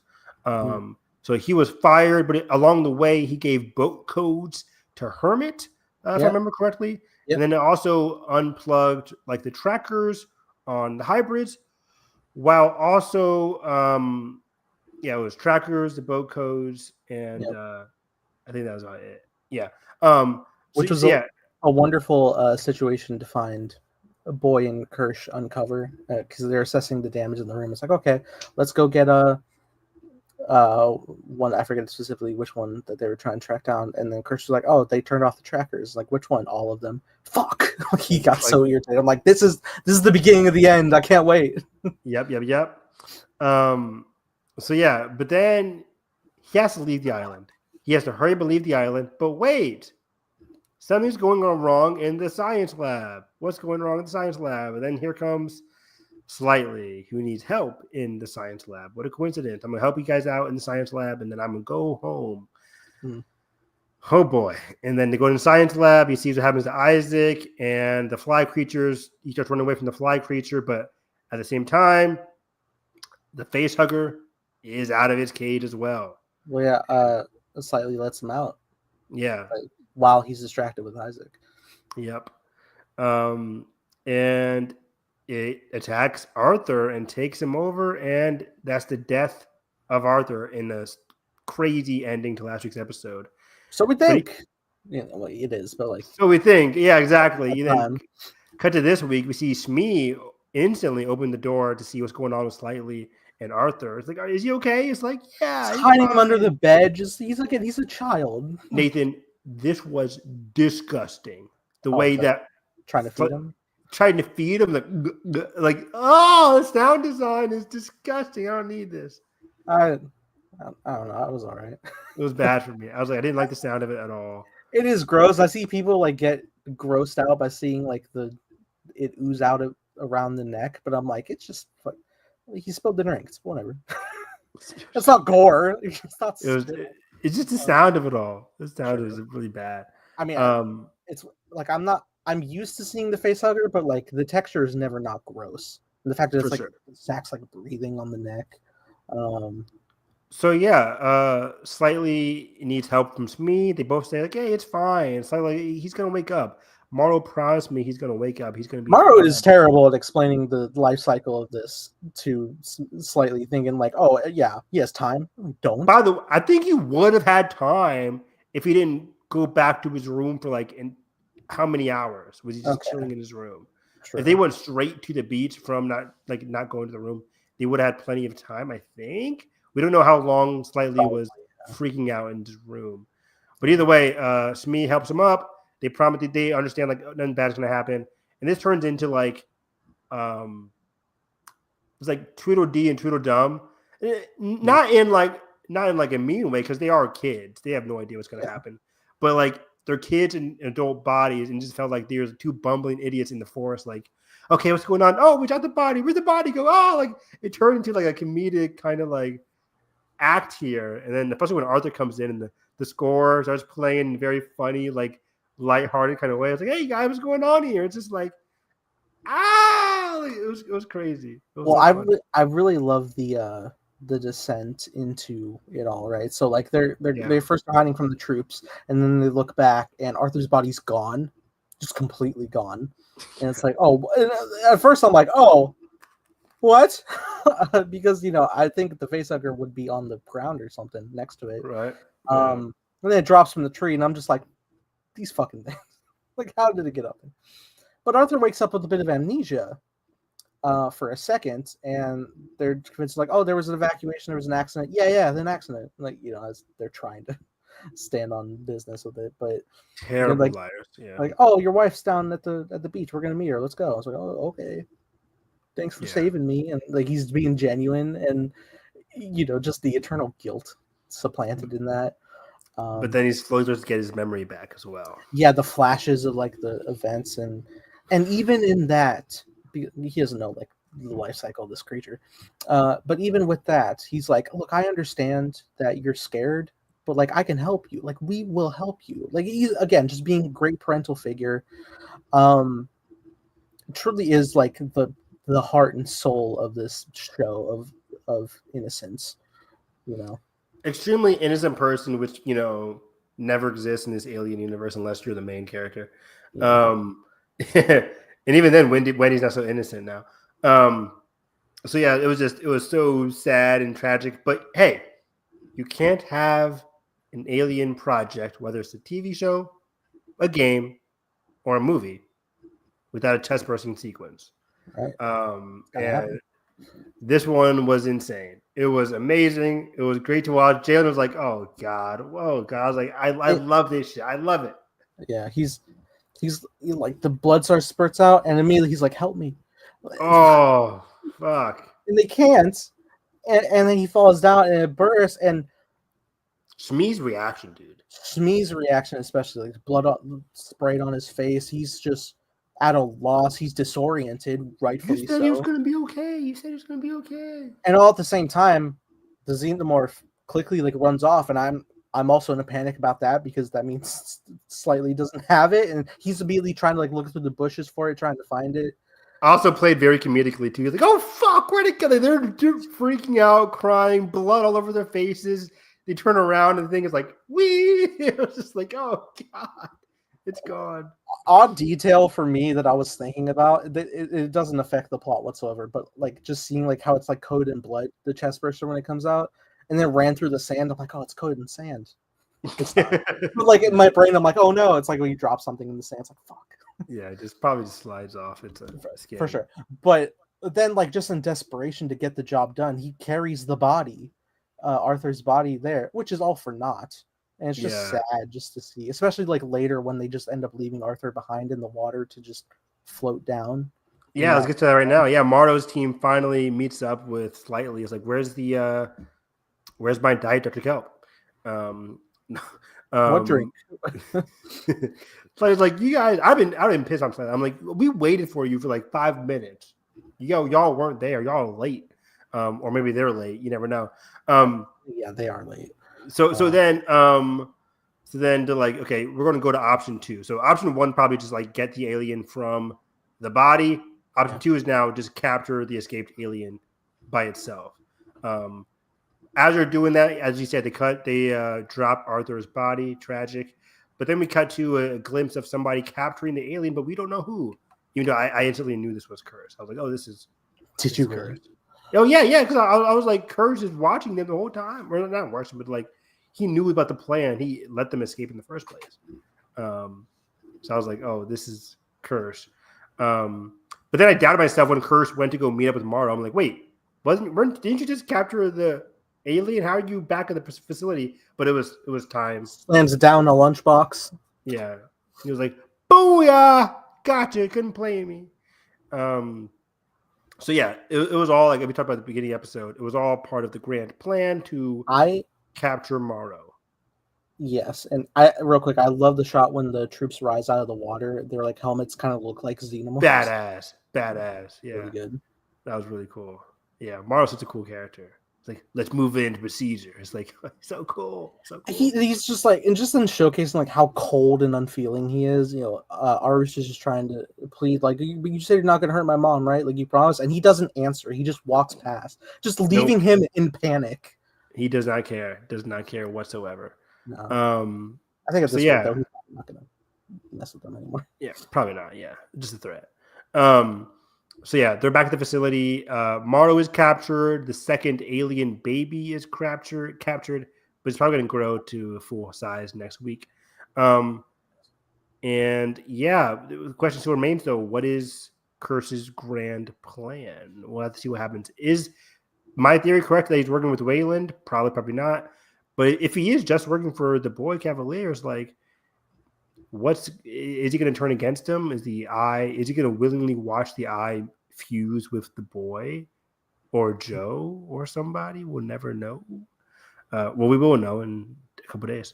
So it's just very interesting. Meanwhile, Wendy's whole arc has just been escaping with Joe and unleashing her alien pet whenever they feel threatened. Yeah. Which happened twice this episode. Yeah. All while also Nibs rips someone's jaw off.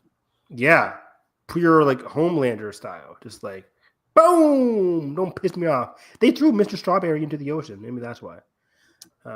Yes, for sure. But also, I think Joe made the right call to electrocute Nibs. Not kill, but it's a highly effective incapacitation. Granted, it might affect machines differently. What do you mean, Nathan? What did you do? Yeah, like that. In the middle of the needle drop, I was like, oh. Okay. Yeah. Crazy good needle drops this season, by the way. Oh, yeah. Every time I hear a needle drop, I'm always on edge. I'm like, is the episode over? For both Peacemaker. Yeah. But, yeah, man, they're going to be on, like, iffy footing, Wendy and Joe, moving forward. Right? Yeah. So they're going to be on some kind of, like, iffy feeling. Wendy's losing trust in Joe, who just shot Nibs. Joe's losing trust in Wendy, who just massacred a lot of people this episode. But also, the main troops that they're facing on the boat are Joe's friends. Like, even if they are in his way, like, he knows them personally. He knows them, but also, yeah, they were being assholes too. Like they were, but it's like Wendy. You have to also see, like, you can't just kill everybody. Yeah, exactly. So she's very dangerous. Yeah. So we'll see the full lengths of that in the finale. They do come across their bodies, the kids' body, the graves, by the way. Yeah, that was a very big scene. Very emotional. I think that was to showcase how Nibs, at least, is understanding that they are separate beings. She's like, I am dead, basically, which coincides with her feeling of just like pure anger at the end of the episode. So again, spurred on by her loss of memories, but also seeing her dead body. Like, hey, this is a separate. It's creating the show is just like telling us how they're separate. They're separate. Yeah. Their OG bodies died. This is something slightly different. And this is still like throwing in the philosophy of like, are they their souls or are they just computer copies? And exactly. That is the original truly gone. And I like that moment where Joe goes to Marcy's grave for a second and is like, he's reflecting on it and then looks back at Wendy and he sees something different.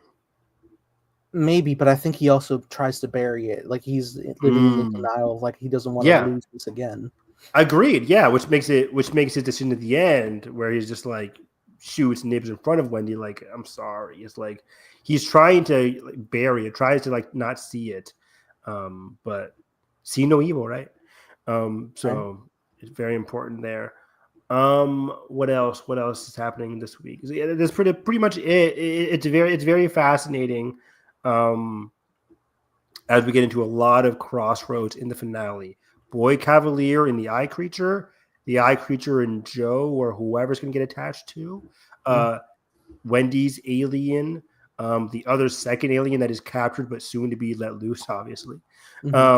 Kirsch, the other aliens in general. What's going to happen with Slightly and Smee and Curly and the other hybrids? Yeah. Some people online are theorizing that they're going to nuke the island because of all this chaos. Wayland or Yutani could just like, hey, let's just drop it, kill everybody there. Will Morrow succeed in his mission, or will he falter and just lose to Kirsch. A lot of interesting relationships and dynamics coming to a heat in season 2, or at the end of season 1 here. Season 2 has not been confirmed yet. I hope it's not. I hope it's not the end of season 1. I hope it's not the end of the series. I want more. I want more. I'm having a great time. I think we're in a really good place with the Alien franchise. People are intrigued. Romulus was a hit. This is, however you're feeling about the narrative, it's still, getting people tuned in and experiencing prolonged storytelling of the Alien series, which is also expanding. We're about to get Predator Badlands, which is going to dip into some Weyland-Yutani stuff, which is wild to think about as well. Mm-hmm. So I think we're looking good right now. At least we know we are theatrically, but I think this is going to rock pretty good too. I hope so. For sure. So yeah, I have time for a couple more stuff. Right on. We had there's some, as always, there's Marvel talks with things Cool. happening. Let's do a clean 10 to 15 minutes on this. We could do that, yeah. So real quick, in regards to Spider-Man, I don't have too much to go off of it. However, we did see people were able to visit the cast of Spider-Man Brand New Day, and they were taking photos with not only Tom, but Zendaya and Jacob Batalon are on set as well. Yes. Interesting things to note. Ned is wearing an MIT shirt, which is going in conjunction with where they were left off at the end of No Way Home. So they would primarily be in Boston, living there. So maybe depending on where this takes place in time, this could be like a summer break thing, visiting back home or something. Maybe it's a holiday thing again. I don't know. We would have to wait and see. But also interestingly, Zendaya, like when she took that photo, she's like wearing a hoodie and you couldn't see any of her hair whatsoever. People are wondering if she has like the full red hair now, like MJ does.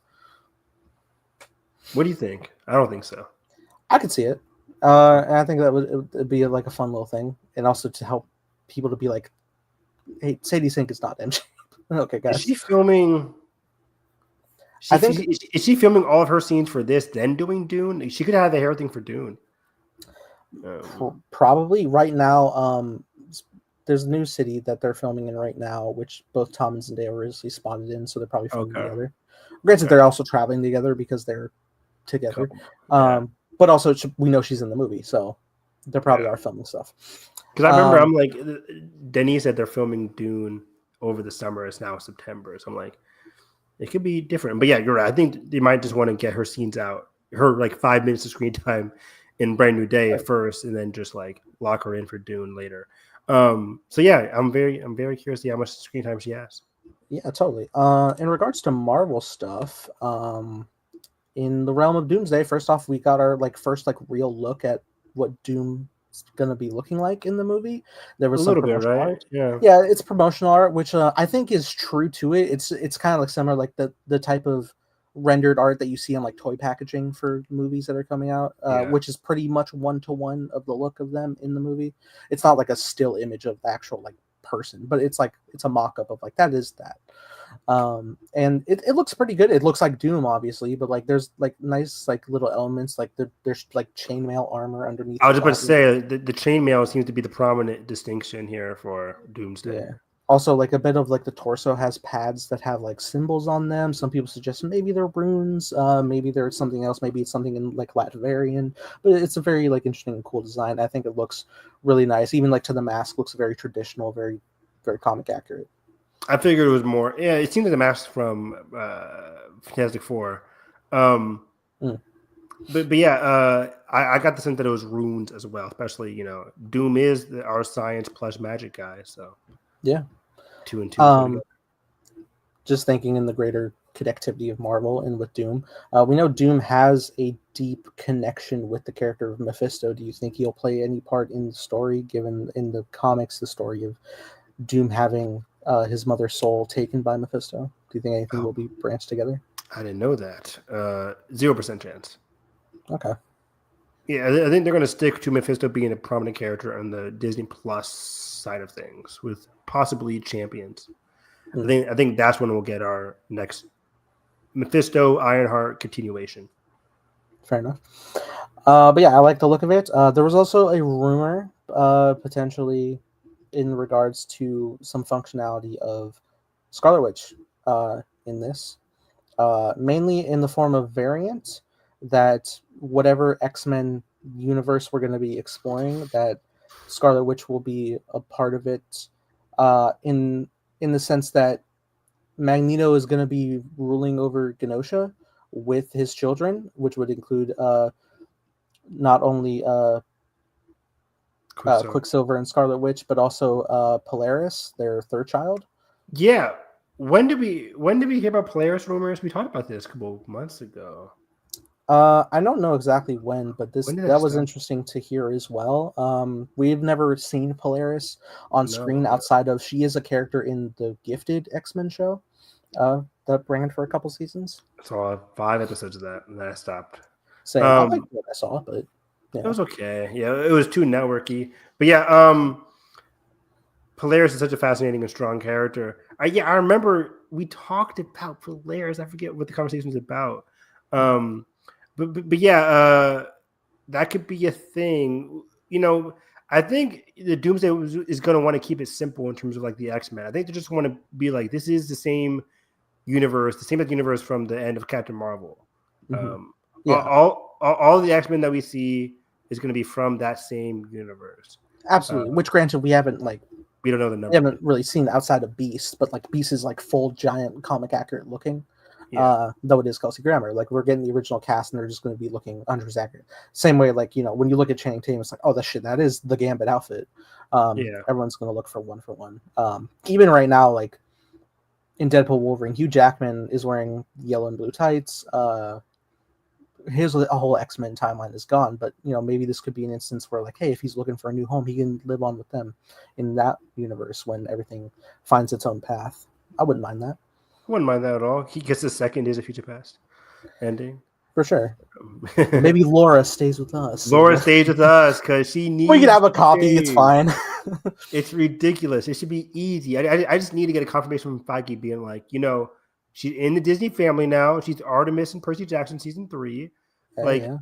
Keep her. She's in the Disney family. She's right across the street.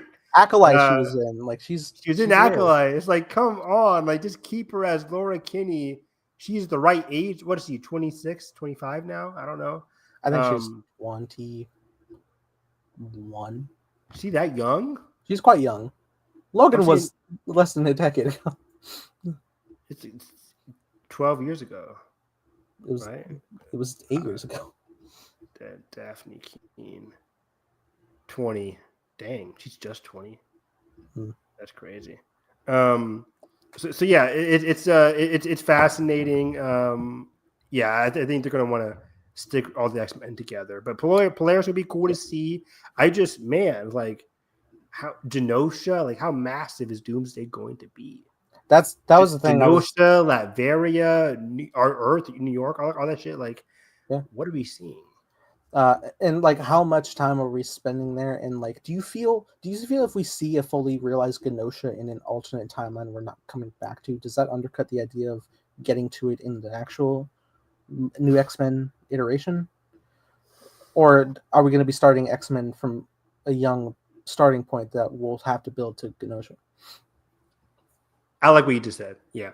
Even if we get teased with Genosha for a little bit, we won't see it again for a minute because our world is going to be should be X-Mention to go out on a mission. Yeah. End the picture. I'm not asking for a lot there. I want a self-contained X-Men movie, a la like X-Men 2000, whenever that movie came out. Like, you got it. Give me just a self-contained movie where they have some drama with the teenagers and grown-ups, and then they go on a mission. They think it's a D-rank mission. Oh shit! It's we see Mr. Sinister is here, and then all shit gets crazy, and then end picture. Like just like how Thunderbolts was just like, hey, we're just on the run, and then we fight, and then we're done. Like, well, I'm not asking for a lot. Anyways, I really, we make like comparisons to Harry Potter. Often like the school settings with Greater Adventure, they have really good setups where it's like, we have the big threat that's like permeating throughout the year, but also we do have classes, and I got to get this assignment done. Yeah, I and, want that so badly. and just hanging out in between classes and whatnot. We definitely need that. And actually, like the X-Men teaching, like I think that would be like very useful to have. But circling back, the idea of Scarlet Witch being here, how do you feel about the idea of like if we get Scarlet Witch in this, that she's a variant and not our original Wanda? I don't think they'll do that. I think it just make it too confusing. I think people are already just clamoring to see our next. They just want to see what happens with our Wanda. Why do we need to see another Wanda just to tease the return of our Wanda? If it seems like a lot. Sure. If it is the situation, though, do you think they just save getting back to Wanda for the post Secret Wars rewrite timeline? That's what it would have to be. Yeah, I don't feel like they will settle it in Secret Wars or whatever. It would be post all that. Sure. I really can't speak much on the future of Wanda until after what I see Vision Quest do, because I think they're probably going to introduce Tommy there as well. Presumably. But then, yeah, that's all I really have in that. But in the last like 5 minutes here, I do want to like say I watched some Marvel stuff. You said I never watched. But before that, I also saw one from Alex today from Cosmic Cirque who said about Kate Bishop being the leader of the Young Avengers, and that the third person they pick up is Cassie Lang. I see that. I just saw that on Twitter. Both of those just make sense, even though I think Kamala makes more sense. Kamala is younger than Kate. But that's the thing. Kamala is like bringing them together, but it's she's still fairly new to this, and Kate is at least older and has experience working with an Avenger. Yeah. But yeah, you watched Echo and Secret Invasion, buddy. Are your eyes okay? Are you good? You good? It depends. It depends what we're talking about. So I sat down, I watched Secret Invasion in one day. You like the AI opening sequences? I skip that every time. I remember when I remember when I first saw it and I was like, that's interesting. And then I I got more educated and I was like, no, never mind. Yeah. I'm out. Sharks, I'm out. But when it came to the show, honestly, like I've heard it's been like fucking 2 years now this show came out, and everyone and their mother is just like, this is ass. This is the worst thing I've ever seen. What a waste of my time. Fuck this horrible conception of thing. And I watched it. It's all right. Like it's really not like as terrible as the end. The finale is awful, Nathan. Come on, with the battle between Emilia, Game of Thrones woman. What's her name? Emilia Clarke. Yeah, Emilia Clarke. Yeah, it's like with her fighting the villain, and it was so bad. It was all right. I mean, in concept, it's interesting to be bouncing between these heroes. However, you can't fully transform because you didn't pay the actor rights, so you can't do it. I have seen that fucking screenshot of her having the Drax arm, but it's like proportionally not correct. I'm like, that's weird. But like in motion, I'm like, all right, but she's like turning into so many other things, and so is he. The fact that they were able to get all these DNAs, like in concept, it's interesting. Yeah, I was just so let down because the villain played by, I think, not Aaron Pierre, but like the villain was such a great actor. Bob Marley. Yeah, stop it. He's pretty good in that. That trailer, man. But he was let down by the writing. Like he had so much built up connection between him and Samuel L. Jackson's character, Nick Fury. Yeah. But by the end, they just like, fuck it, just let him fight and then die. I'm like, wow. Yeah, he's pretty undercooked. However, I do like him as an actor, and I think he's doing the best he can with what he's got. He did. The show had some good conversations. Yeah.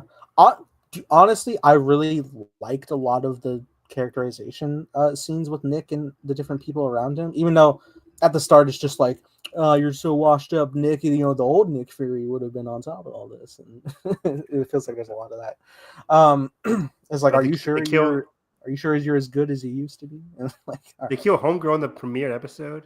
Yeah, I remember that, and I was like, that's not gonna stick, right? And it did. It did. I'm like, and they killed Ben Mendelsohn. They killed Talos, yeah, and that at least was handled a bit better. And he actually like got a funeral and stuff. Maria didn't. No, she did. Sorry, yes, she did. But it does go by quite quick. But But I remember that also being a talk about. I think I forgot that Talos died. I wasn't sure. I was like, is he in the Marvels? Or did I No. or did I hear that when the Marvels came out, nobody mentioned him whatsoever, which is crazy. But it was as it was going, I really liked the stuff, especially with Nick and his wife. I thought that was I really good agree. stuff.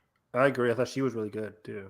I recognized the actress subconsciously, and I was like, who is this? And then it threw me for a loop because she plays Sam's mother in Unbreakable and Glass. And I was like, that's She funny. does. Yeah, that's funny. Uh, I didn't know that. I didn't know that. but I still think their writing was very good in this. I liked it. I like the ending with them going up back to Saber together. I think it was very beautiful. That touching point of like actually getting to like the deep emotional stuff with Nick. And even like Ben Mendelsohn was delivering every single time.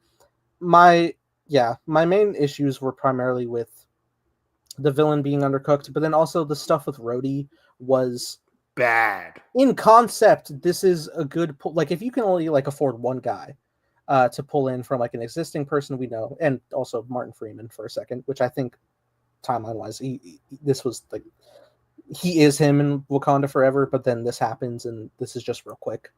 But then when it came to Rhodey, so like it's just naturally like he's so much more aggressive, and it's like, well, this isn't Rhodey, is it? Yeah. And obviously it's revealed to be that way, and it's revealed pretty early on, not too early, but like I think episode 4, something like that, out of 6. yeah, it's like 4. But like if you know, like you see it and it's like, yeah, that's clear. But then as it goes and he's trying to get out, the whole events happen. It's like okay. So, But then like he wakes so up. was Right? this the one where it's like it was confirmed post Civil War or post Infinity War? I was about to say, so Rhodey wakes up. Everybody else is like in normal clothing that they were snatched from. Rhodey's the only one who's in like a hospital gown. And as soon as he's let out, he has to be caught because he's paralyzed, right? But usually by Infinity War, he has robotic legs that are enhanced to help him walk again. He doesn't have them here, and like they wouldn't have just like stripped him of anything. They just pop him in, and he's locked. But and the fact that he was in a gown made me think, oh my god, wait, has Rhodey been replaced since Civil War? Which is, I refuse to believe that. I refuse to believe they were that stupid. that's a bigger mind fuck because when you're watching Infinity War and Endgame, that just is Rhodey. That's just Rhodey. And like and everything's fine. But now and then you look at Secret Invasion, it's like he's so off his rocker. Like that is not the same. Infinity Rhodey. War makes the most sense because we didn't see him that much post Infinity War. No, but like he is there, and like he has like rapport when Steve and Natasha come back to the States, and like they're reuniting, and he cares. And the Skrull would have the memories, but just seeing how the Skrull's acting in Secret Invasion, that wouldn't line up here with him having this like set emotion so affectionately. Also, that would also mean if Rhodey was replaced in Civil War, he never got to say goodbye to Tony. Yeah, which is why I'm like, there's just no way they would do that. There's no way. It's crazy, but and obviously the concept of Armor Wars is definitely like dead in the water. But if they were to have gotten to that, that would have been an interesting thing to explore. The fact that like no, it wouldn't. It wouldn't from a psychological point for Rhodey to have missed so much. The point was people would have had to watch Secret Invasion. Well, yeah, yes, ideally that is the hope for this universe. That's the hope. Like okay, if Secret Invasion was widely appealed, then yes, it is an interesting concept. But because it also isn't, it's like, yeah, they're probably just going to drop it, and they're probably just say like, yeah, Rhodey was having an exam after Endgame, and they got him. Yeah, that's quick, easy. Yeah, that's my thing. I'm like, I refuse to believe we actually saw fake Rhodey. It was all just post Endgame, which I guess coincided with Falcon and Winter Soldier, I guess. But like, that's fine. He was hardly in that. So I was like, yeah. Post Endgame, we hardly see him. Post Emmy nomination. Yes, that fake Rhodey went to get an Emmy. So yeah. So real quick, what were your thoughts on Echo? Which you liked worse in this? Yeah. So I was able to binge Secret Invasion one day, and then when I went to watch Echo, that took me 3 days to watch. It's so slow. It's quite slow, and I have nothing. That's a weird way to phrase it. I love American Native American culture. And where are you going with this? Let me finish my next sentence. God damn it! I'm just saying, like, because you need to take a breather so I can say that my whole point is. I love black people. First of all, it's correct, but stop it. I didn't like sinners, but trust me, I don't like. Don't do that to me. You know who I am. Okay, I would have voted a third term if I could. Exactly, right? No, what I'm saying is, like, because we're in such a rural area, and Marvel's has a color palette problem with their color grading. There's a lot of like bland feel in the visual style. They didn't try that much in the openness, and it's just like, oh, okay, I'm feeling a bit sluggish, and also we're in such a curse of night scenes looking too dark. I was watching during the day, and I was like, I gotta close all these blinds because I cannot fucking see this train sequence. But then, even with that, as it's going, I'm like, okay, it's opening kind of interesting with like the flashback of the ancestors. And I agree. I thought it opened like pretty interesting. Yeah. Yeah, and then we start dipping into Fisk stuff, and then the events of Hawkeye, and then we get to like the main story. Now, I think I probably would have been more appealed to the idea of getting into more stuff with Fisk had I not already seen Born Again, but because I'm already back introduced with the characters, revisiting this, You're I'm seeing like, the older version of the writer. Yeah, even then, I'm just like, I'm not like chomping at the bit because they're already like sparingly used in this, and like Matt pops up for a fight real quick in the first episode, and I'm like, ooh, it's cool to see.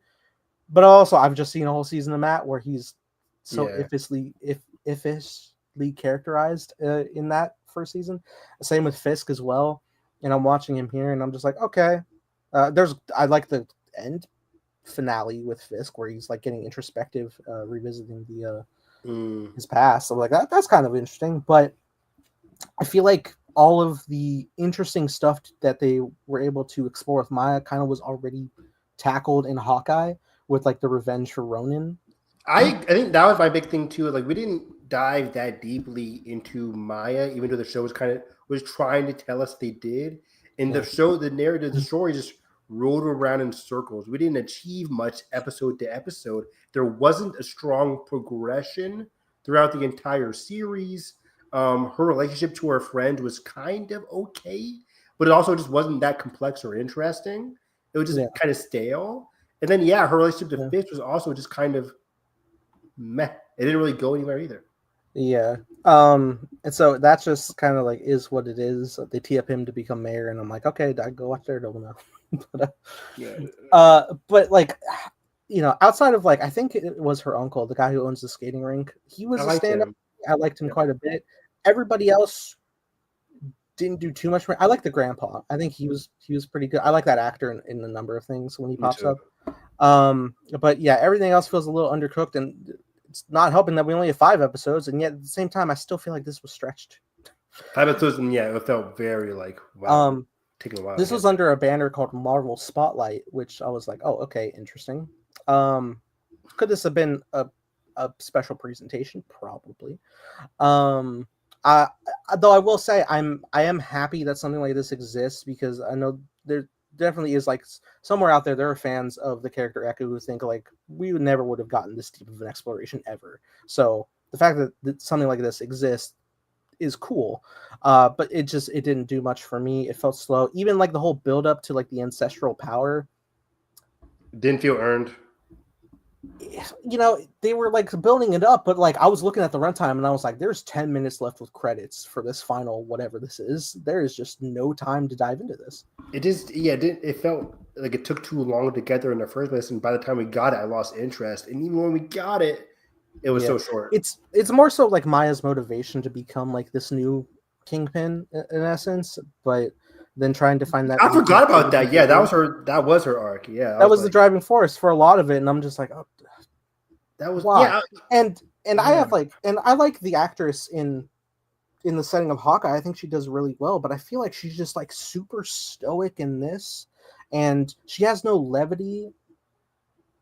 Like 99% of the time. Did she film this after Hawkeye?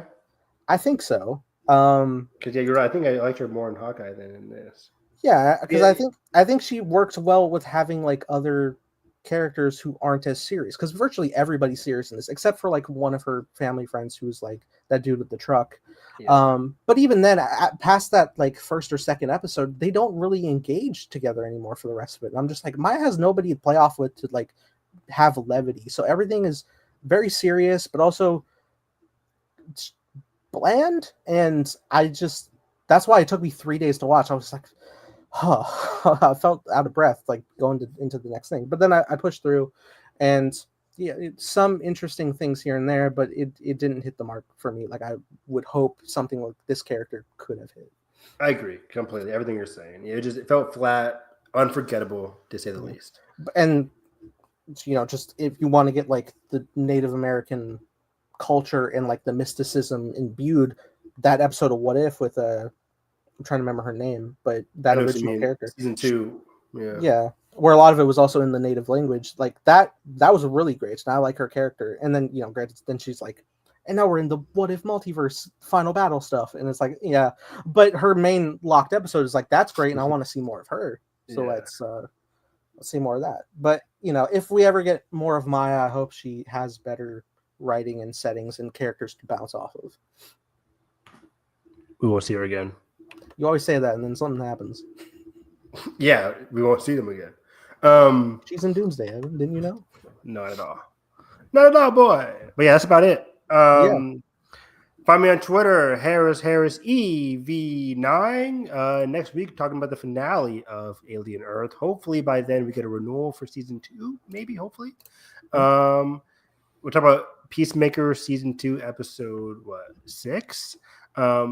And then next week we also have the return of Marvel Zombies. I don't know if we'll have time to discuss it next week, but when we watch it, we'll discuss it. Because the trailers have been looking very good for Marvel Zombies. Gen V also has started. Right. So we'll probably wait to do a discussion. We could probably do like a midway through season 2 discussion. Because they already dropped like 3 episodes, and now they're dropping them one at a time. So we could probably drop it. I think they're doing like 10 or 8 episodes a season for this. But we can probably do one, if not next week, then just the week after that, because discussing 3 shows is kind of a lot. Yeah. But either way, I really liked the beginning of Gen V season 2. This show is so good. It's just written phenomenally well. I'm like, are these the same writers who did The Boys? I don't think they are. But like, it's built different. It's leagues above The Boys, in my opinion. I just love these characters and their dynamics so well. And yeah, that's about it. Find me on Twitter, Harris EV9. Right, and you can follow me on _Time Blazer. Make a show called Time Blazer with co-starring Craig Salton and Harris. Plain Ben. That's it. I don't have anything today. I'm tired. We watched 2 shows. I can't pull Secret Invasion. I can't. Pull Echo. Ben, who doesn't need a contact lens to translate his sign language. Yes, exactly. Wild to see. I was like, even Maya called him out. He was like, you didn't even like try to learn something. That was wild. Yeah. Oh man. But yeah, I'm excited for Time Blazer because I've gotten pretty good in the department of understanding the animation, and I'm hopeful to be dropping an actual clip next week. So nice, exciting. Absolutely. So that being said, if you guys enjoyed this, make sure you like button, subscribe, not already, ring the bell so you miss coverage on all things movie and TV. That being said, hope you have a great day. Catch you guys next time.